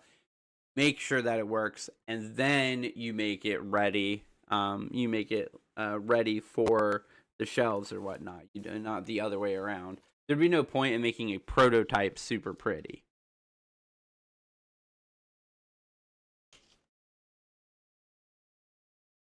Anyways, back to the video. Original game. Weird Freddy curveballs aside, though, this game makes it abundantly clear that I was right on the money with my last few theories about how AI is now the major focus of the series. And specifically, AI programs that have been corrupted by Glitch Trap, Afton's old evil data. Hence why everything is wrapped in this purple or pink code. Well, everything except for Roxy. Instead of being made out of purple code like the rest of the animatronics, she instead has sections of her body made up of green code, specifically around her face, her arm, and her foot, making her look a lot like she did at the beginning of Security Breach. It's strange, right? But it actually ties into our previous theories. This neural network controlling the Pizzaplex isn't just influenced by Afton. Right when it hit 11 p.m., I was waiting for you to go live. Thank you, Liam. I appreciate that, man. A green wristband in order for the security puppet to protect her. That's why we see Tiger Rock, the book's manifestation of this same AI, with two colored eyes. It has evil and good data inside of it, and different animatronics are tapped into different amounts of that same code. That's why Roxy is surrounded by green code that makes her look like she was originally supposed to. Green is the color of protection, of safety. Her influence is now putting green markers over the parts of the system that are good. This duality is actually best exemplified by, believe it or not, the daycare attendant, Sun and Moon, or Eclipse, as they're known when fused together. Since the beginning of Security Breach, this thing's presence in the game has always felt very random. Like, why is he here? Just to be another scary thing to chase us around? he's Maybe, the but mimic. that doesn't tend to be how these games work. And why would they choose such a random design of being both like he's one of the mimics. I think there's multiple mimics. In one of Ruin's many lore-heavy Easter eggs, if you go up to him with the mask on while there's only one generator left to activate, you'll hear a new line that states, No!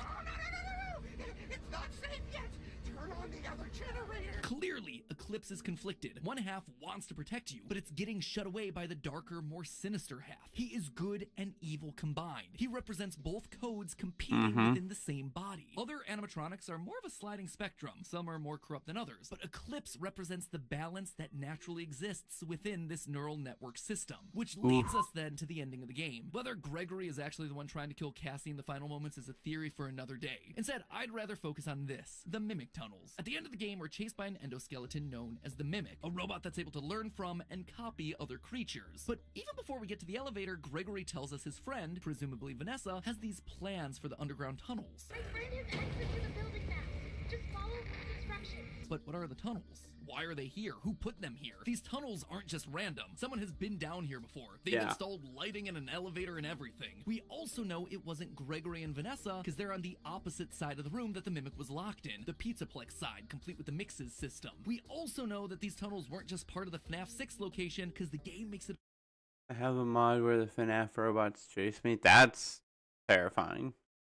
I don't know if I like that. To show that we're a number of floors far below. Yeah, we are very far This below. location has to be older than the FNAF 6 pizzeria. So again, I ask, what are these tunnels for, and why are they here? Well, the clues to finding that answer are hidden in the Mimic's room. Normally, you wouldn't be able to see any of this stuff. You break down the wall, you enter a cutscene, and the Mimic starts to chase you. However, at this point, Steel Wool understands that the internet gonna do what the internet gonna do. We're gonna rip into the files, we're gonna free cam our way all across these maps, and we're gonna crank up the brightness hunting for clues. And sure enough, there is a lot that's hidden just out of sight. Inside the Mimic's room are two costumes, a grandma bird and an elephant clown. There also seems like there's supposed to be a third costume, a lion wearing a varsity jacket, but that one I was only able to find in the game files. That said, in one of the game's secret endings, the Mimic wears a costume that's kind of a mix of all three of these things, so that's the evidence that we need there. And overall, it's a pretty interesting find. We know from the books that the Mimic is a fan of wearing costumes. In the Mimic story, as well as the Pizzaplex epilogues, we know that the Mimic mainly cycles between two costumes, a mushroom and a jester. In the story, Edwin, our parallel for the game's Henry, was responsible for turning those costumes into animatronics for Fazbear. And that right there, that's an important detail. You see, the books make it clear that those costumes came from a time before Edwin made Chica into the first animatronic. In other words, these off-branded characters like a jester and a mushroom predate. Do you think Phantom Freddy isn't Freddy and it's Phantom Golden Freddy? No, I think it's Phantom Freddy, mainly because Golden Freddy has always been a character who doesn't have the ability to walk. No matter what version it is of Golden Freddy, they are always in suit mode, not in not full on animatronic mode. Even after, I think Henry does it, but even after he gets refurbished, I think it's still just in suit mode. So a phantom version of him being able to walk around doesn't make sense. I think it would still be just a regular Phantom Freddy.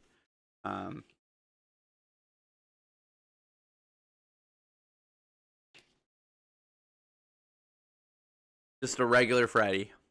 Everything else that we see in the games. They come from a time before the core lineup of characters was officially decided. When Edwin disappears after the death of his son, Fazbear Entertainment goes to his abandoned home and reclaims all of their property. The Mimic, the costumes, everything. Think this is only specific to the books? It's not. I suspect that we've been hearing about these costumes ever since Night 4 of FNAF 3. Ooh. Arrive, you will be expected to wear the temporary costumes provided to you. Keep in mind that they were found on very short notice, so questions about appropriateness/relevance should be deflected. But that's not all. Yeah. On your way down to the FNAF 6 location, we find ourselves in a massive cave system full of bioluminescent mushrooms and waterfalls. This immediately felt weird to me. I mean, it is the first time that we've ever been in a place like this. A place that is outside of a building location. Right? This is weird, Why this particular setting? Why such a beautiful cave with such specific details? It's odd because we've never seen anything like this in the entire series. Well, almost never. In the second novel, The Twisted Ones. As a friendly reminder, that's the one where the main character gets vored by an animatronic in the end. Good memories had by all. When Charlie awakens from being trapped inside one of the twisted animatronics, she finds herself inside of an old Freddy Fazbear pizzeria. As she explores, she too discovers a cave system with, wait for it, glowing mushrooms and a waterfall. What does it mean? Well, the more I looked into it, the more I realized the strong parallels between Ruin and the original novel trilogy. In both cases, we follow a young girl who's looking for a boy the same age as her that goes missing. She finds an old pizzeria buried below a mall, and when she goes down there to where she believes the boy's calling from, it's revealed to be a trap. Am I saying Cassie is Charlie? No, I might one day, but for now I'm still mulling that one over. But I do think that there are clear connections between this game and those books that are directly being called to our attention. And what's the primary location for the final book in the series? The location where this... I think Scott really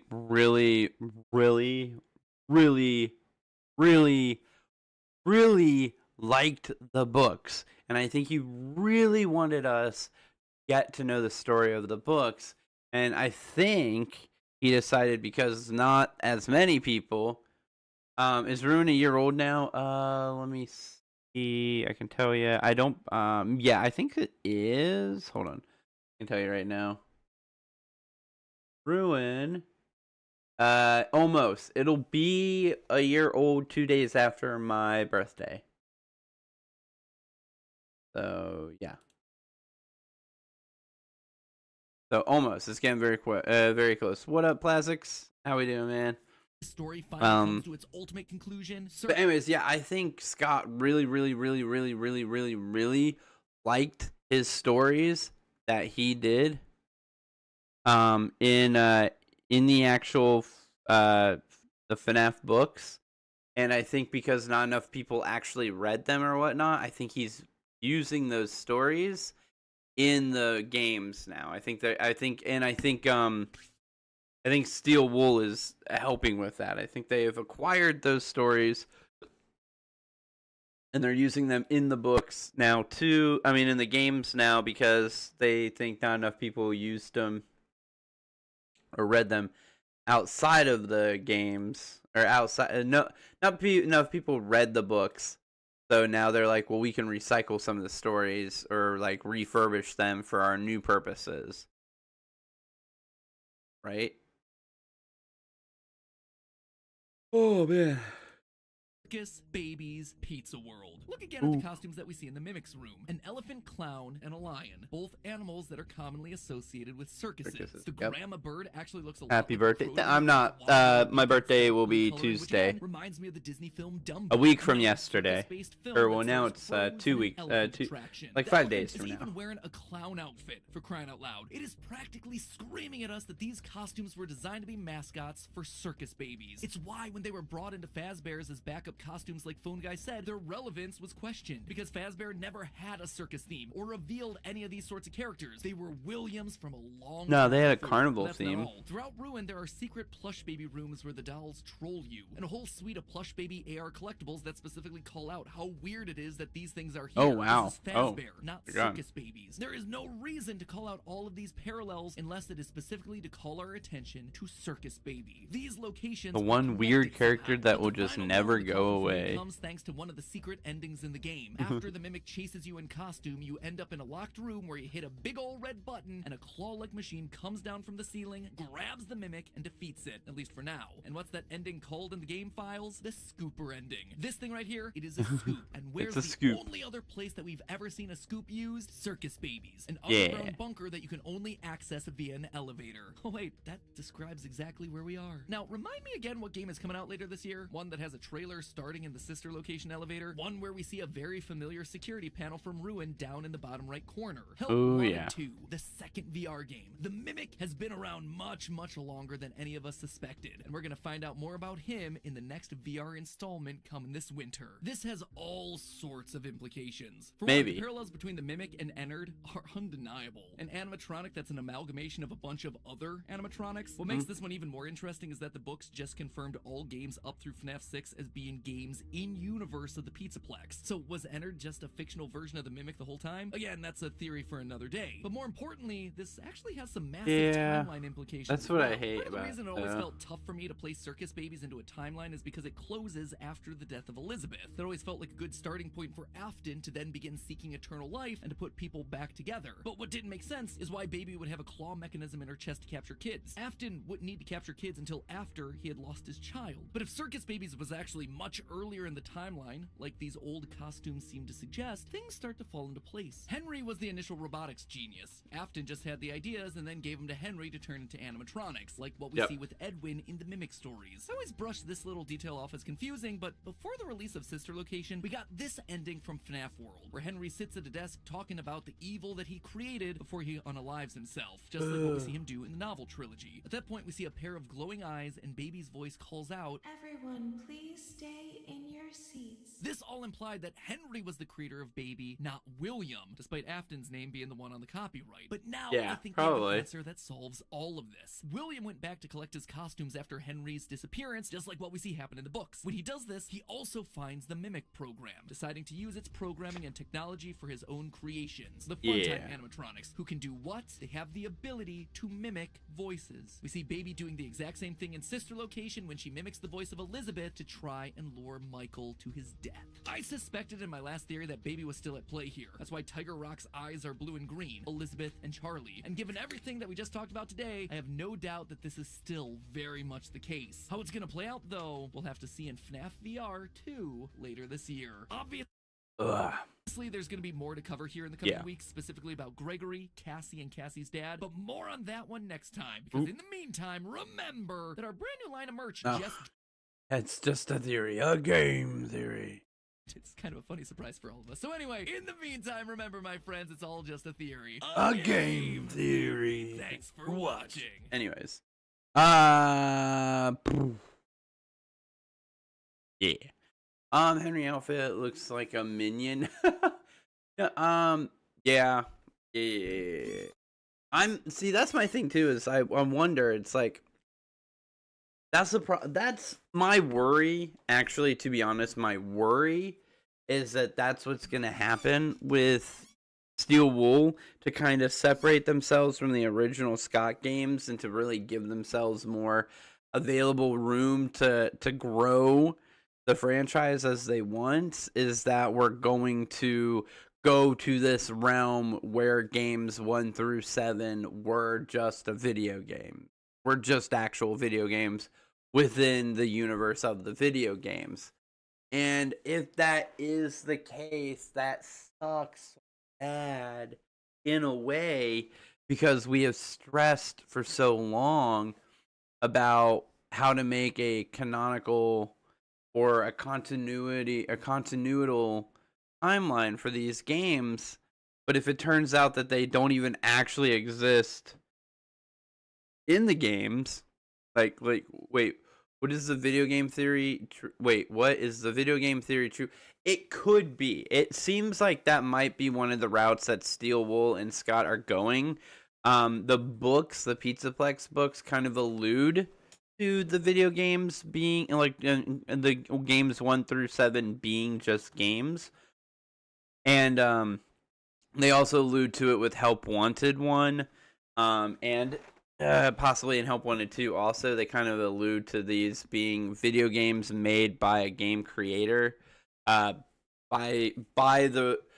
bequest of Fazbear Entertainment. They had these video games made because they had similar incidences. Why is the thumbnail like? What do you mean? Oh, you mean my thumbnail for the stream? Hold on, can I even see my own thumbnail? You mean, hold on, let me go to the channel. You mean this thumbnail? Because hey guys, it's me starting today. We are gonna get bit by a golden animatronic called Fredbear. Yes, exactly. Because I don't know. That's what my main mod Dabs made as artwork today, I guess. She has been playing around with making stuff, and she made that. She posted in the Discord, so I was like, I like it. I'm gonna make it the thing for the day. I liked it. So since when did you get in FNAF 4? You didn't know I've been in FNAF 4 the whole time? I was here. I've been here the whole time. Look at me. I am now crying child. All right. I am zombie child. Yeah, you guys didn't know that ZC was a character in the games? Only made 4 games before going crazy, or am I misremembering? That is one story. But there are multiple other stories. Help Wanted, I believe, implies that they're all games. That all of them are games. Help Wanted 1 opening ride? Opening ride. ride. So this right here. Can we go back to the ride there, bud? Hi, you. Waving at it. Yeah, replay title. Here we go.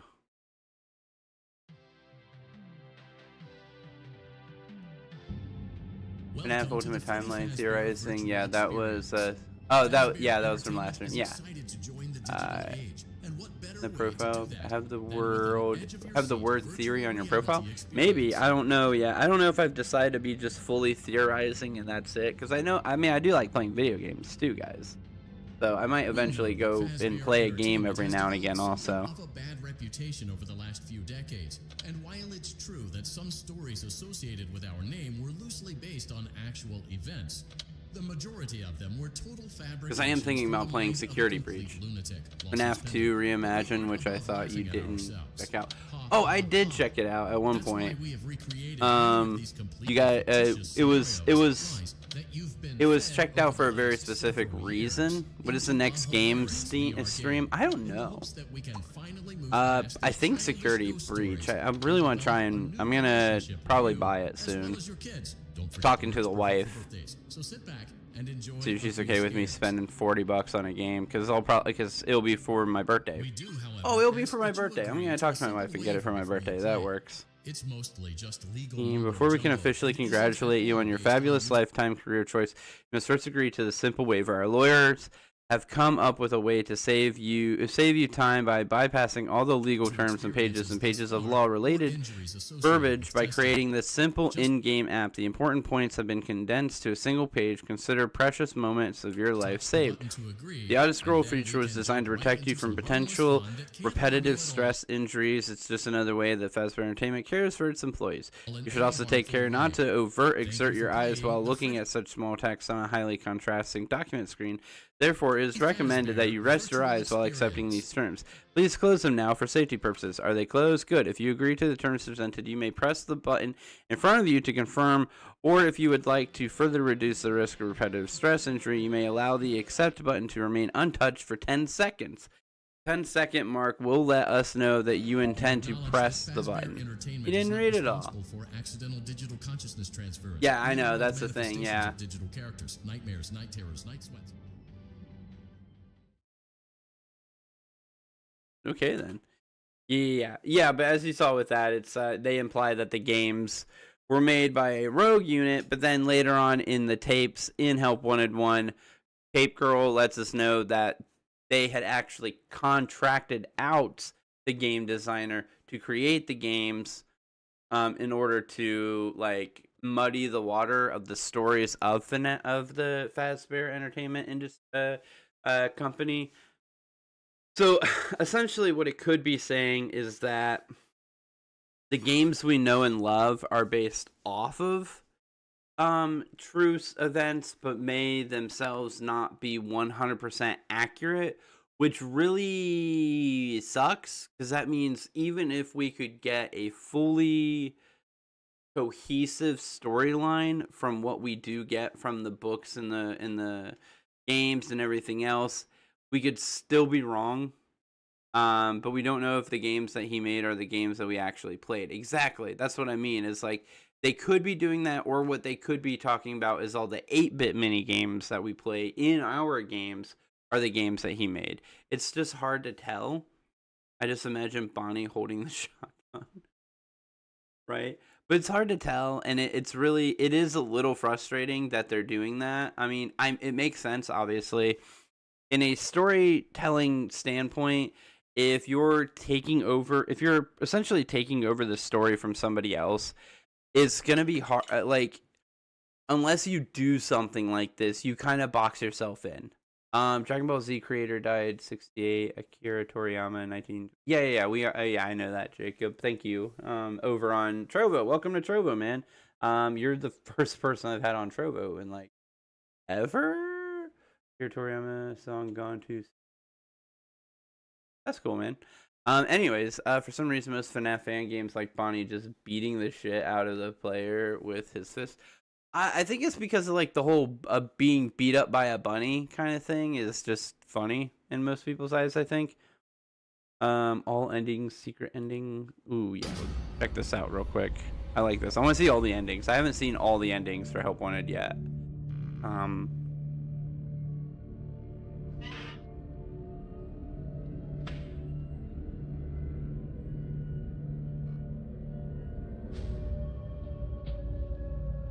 I think my biggest complaint about this franchise is how expensive it is to be part of this franchise. Like for right now, like me, if I wanted to personally go and do all of my own research and not use anybody else's lore or theory books or anything like that, and I wanted to purely do my own franchise, my own research. Let's look at this. Hold on. Five Nights at Freddy's. Let's do this. So Five Nights at Freddy's, I would need $5, another $8, another $8, and another $8 just to get the first 4 games. Then sister locations, another $8. So that I'm watching more Claire Five Nights at Freddy's 4. Oh, nice. For a while, yeah. Anyways, so 1, 2, 3, 4 games at $8 a piece is going to be $32 plus another $5, so $37 just for the first 5 games. At least 6 and 7 are free. Happy about that. And FNAF World is free. We're still at $37. But then we jump to Help Wanted, which is $30. So now we're up to $67. Plus whatever money I'd have to spend on getting a VR headset, which is probably a couple $100. So about $267. And then Security Breach is another $40. So we're up into the $300+ range. Yeah, I gotta go. Hope you have fun learning the lore. Thank you, Plastics. I appreciate that, man. But still, why even get rid of the story that Scott created instead of getting off of it? Poke fun at the theorists. No, it's I know you're leaving, but I'll explain to everyone else. When you're taking the story from somebody else, unless you want to be completely boxed in, you have to figure out a way to make it. Oh, Curse of Dreadbear DLC is another 10. Anyways, hold on. You have to figure out a way to create a logical way to get yourself out of that box. And this is a logical way to do that by creating a in-game, like in-universe events where the other events are actually slightly fictitious but still true. So you can build off of it any way you want to, because anything that doesn't line up with the other 7 games is because those games were made by a game creator and the stories weren't exactly fully accurate. So here's the actual facts, not what was in the games. Kind of like it's basically like retconning without actually retconning, if you get what I mean. We got to see Bonnie punch someone was TJOC Reborn. Nice. But yeah, it's like retconning without fully retconning, essentially is how that works. Yeah, we're at $300. Then we add in Five Nights at Freddy's Security Breach. Yeah, it puts you at $300. And then Help Wanted 2 would be another $40. So just for the games alone, because of the equipment that you would need, it'd be about $380, almost about $400. Well, maybe more, because I think Help Wanted 2, you need a different VR set than you do with the first one, right? This game runs in both standard and VR modes. Oh, that's cool. Okay, so you could get this and just play it normal. You don't have to play it in VR. That's cool. I'm sure you don't get as much out of it if you play it in non-VR, but that's still pretty cool. So I wonder. I mean, I'm sure the other one does too. So no VR headset. You could play the normal non-VR versions. So if you take out that, then it drops it down to about $150 that you would need in order to play it. Into the Pit, that's coming soon. I wonder if there's a way to add to your wish list. I'm gonna for sure, because this will probably be a cheaper game that I'll be able to probably buy. But yeah, so it's still like $100+ to get in from just that. That's just the games though. So games are that. The movie is free if you have certain streaming services. But then we get into the books. Five Nights at Freddy's books. Book. Five Nights at Freddy's book.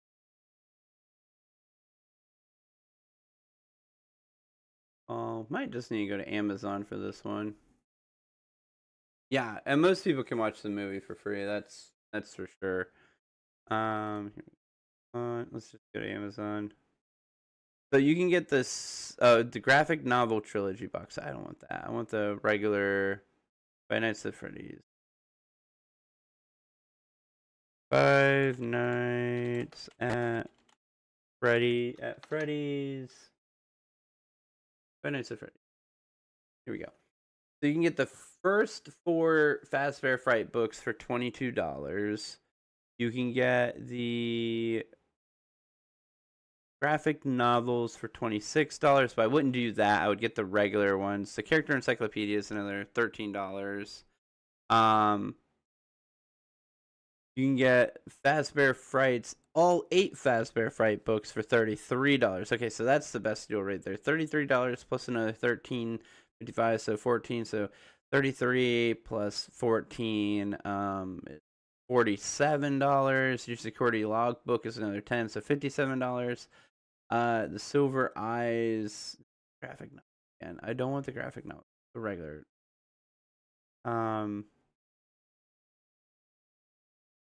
That's graphic novels again. Come on, give me the Five Nights at Freddy's collection and AFK series. AFK series. That's even more different. All 12 of the Five Nights at Freddy's Fazbear Frights. Okay, so there's the 12 books. That's all of it. Got FNAF 1 for free. Nice. $72. They probably were when they first came out at some point. So $72 for the whole Fazbear Frights collection. Right there. What do we got? Okay, it's hard to even find out how much they cost. But it's a few $100s too. So roughly you need about $500 if you're not going to do VR. If you're going to jump in right now, you need about $500 to your name to be able to get all of the research material to do it all yourself. Which is nuts. It's impressive that they've done this, but it's also nuts. FNAF Health Wanted flat mode. Yeah, that's literally what I'll probably end up doing if I ever play it. Anyways, oh yeah, I wanted to see all the endings. All endings. Secret ending.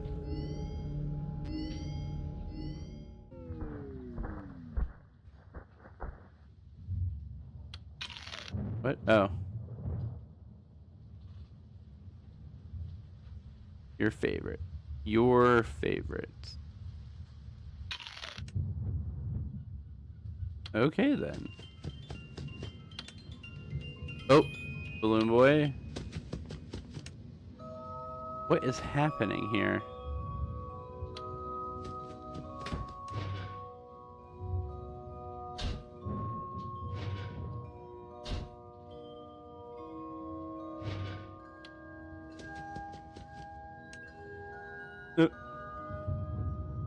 What goes up?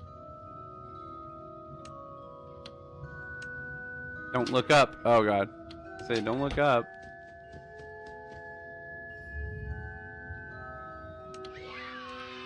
Yay.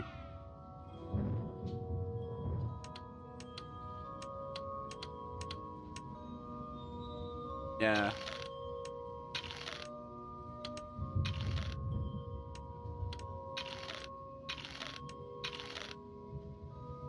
What? Oh. Oh. Okay.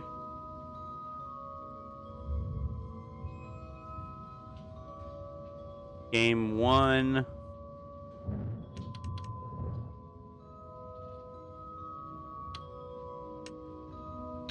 Oh. Hey, there was fire going on there. Oh, it's snowing outside or raining or something. Oh god. Oh, it's this ending, yeah. Come here.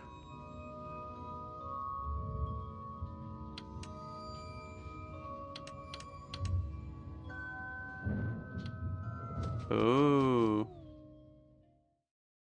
Ladies and gentlemen, boys and girls, Fazbear Entertainment would like you to put your hands together for the one, the only, Freddy.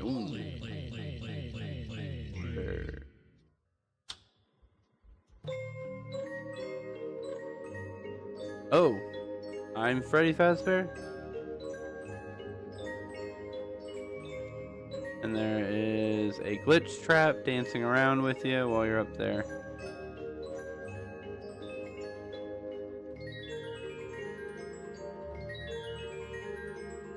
One of the endings is you turning into Freddy Fazbear.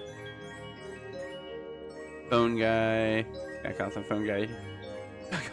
Phone guy. Andy Field, Hand Unit, Heather Masters, Kelly Hoff, Heather Masters, Andy Fields. Well, I want to go back to this. So check this out. So I know this doesn't actually have any significance, but if you look at this, Heather Masters is Baby. You know who Heather Masters also is? Vanessa. She's Baby and Circus Baby. Bonbon is Becky Shrimpton. Nightmare on Andy Field plays Hand Unit all the time.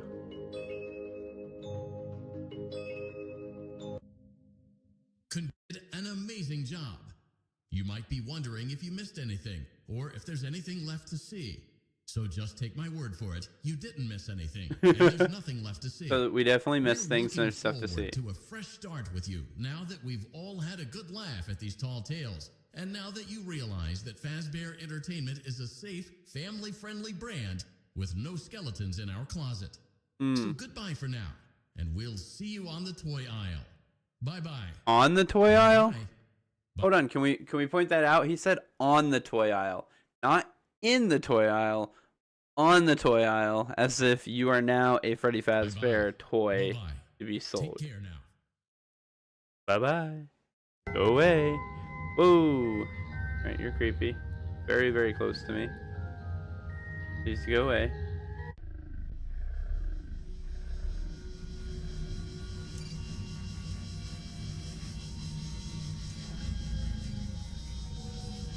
Oof.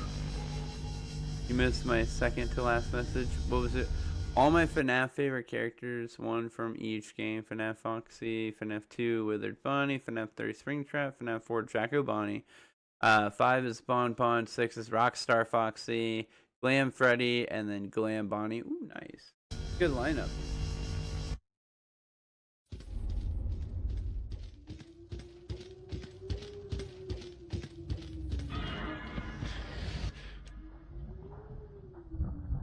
Whoa, what is this?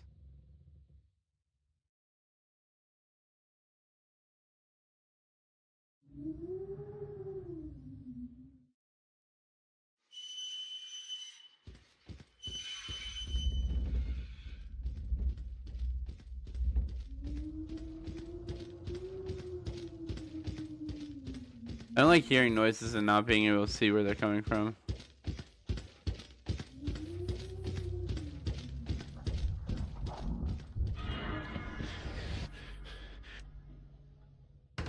Terrifying. Whoa.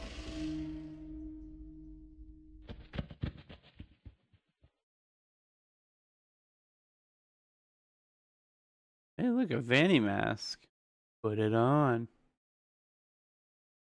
Game 1, claim your prize. No, I don't want to put it on. Put it on. I don't want to put it on. Put it on.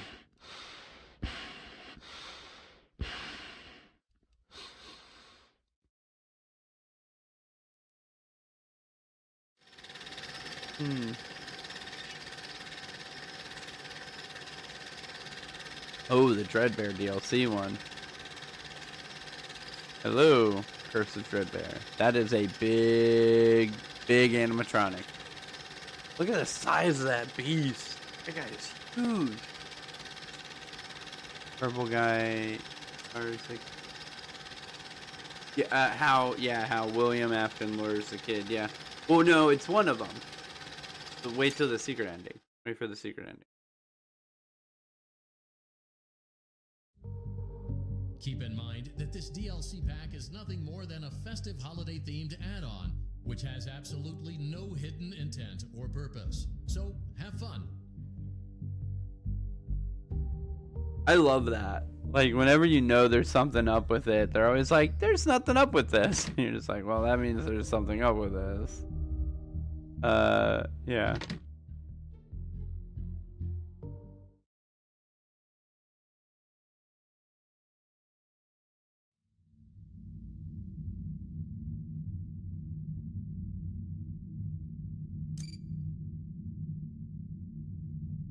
Uh.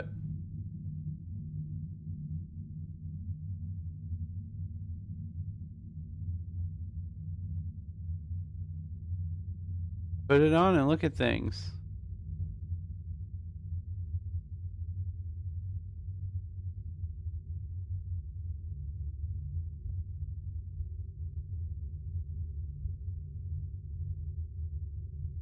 Put it on and look at things. There you go. Put it on. There you go. Oh, here's the ending. Yeah, here's the secret ending.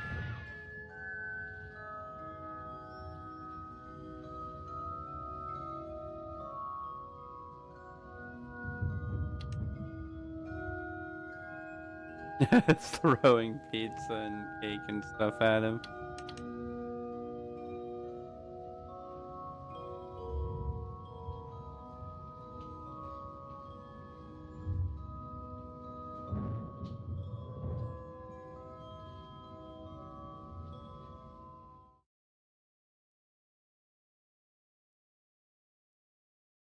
As long as you're a true FNAF fan. Maybe. Fazbear Entertainment coming soon. Now hiring. That's the Pizzaplex being built back there. I can almost guarantee you that. Buy two, get half off.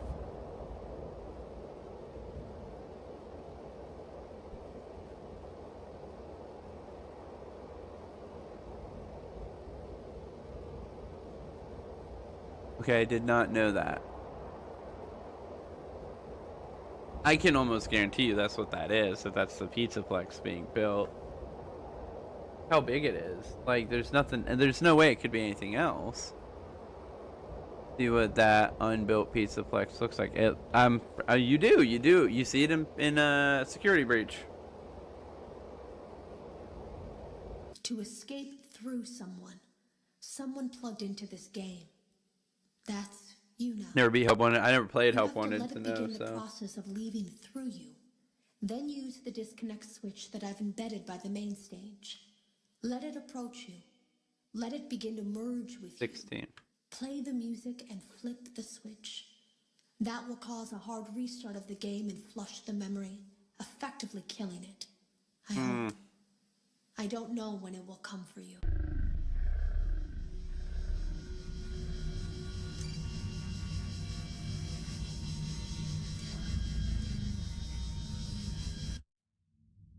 He lied to you.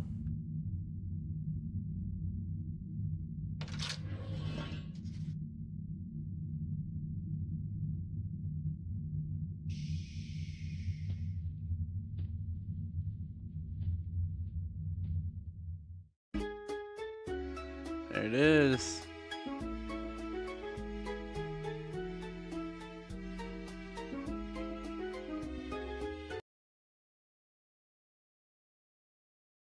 Oh boy.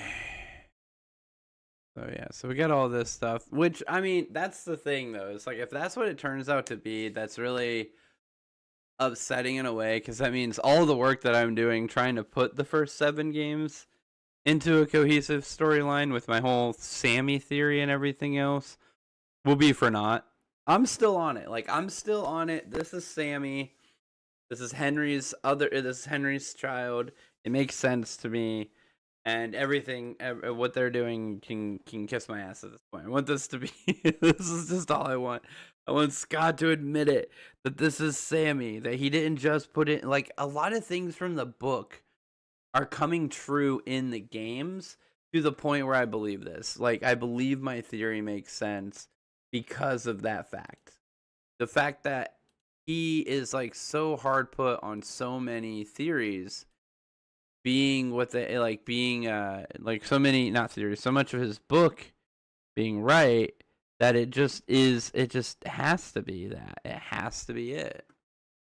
Wouldn't make sense for anything else. So, you know. Here you go. That's what it is. That's what I think makes sense to me.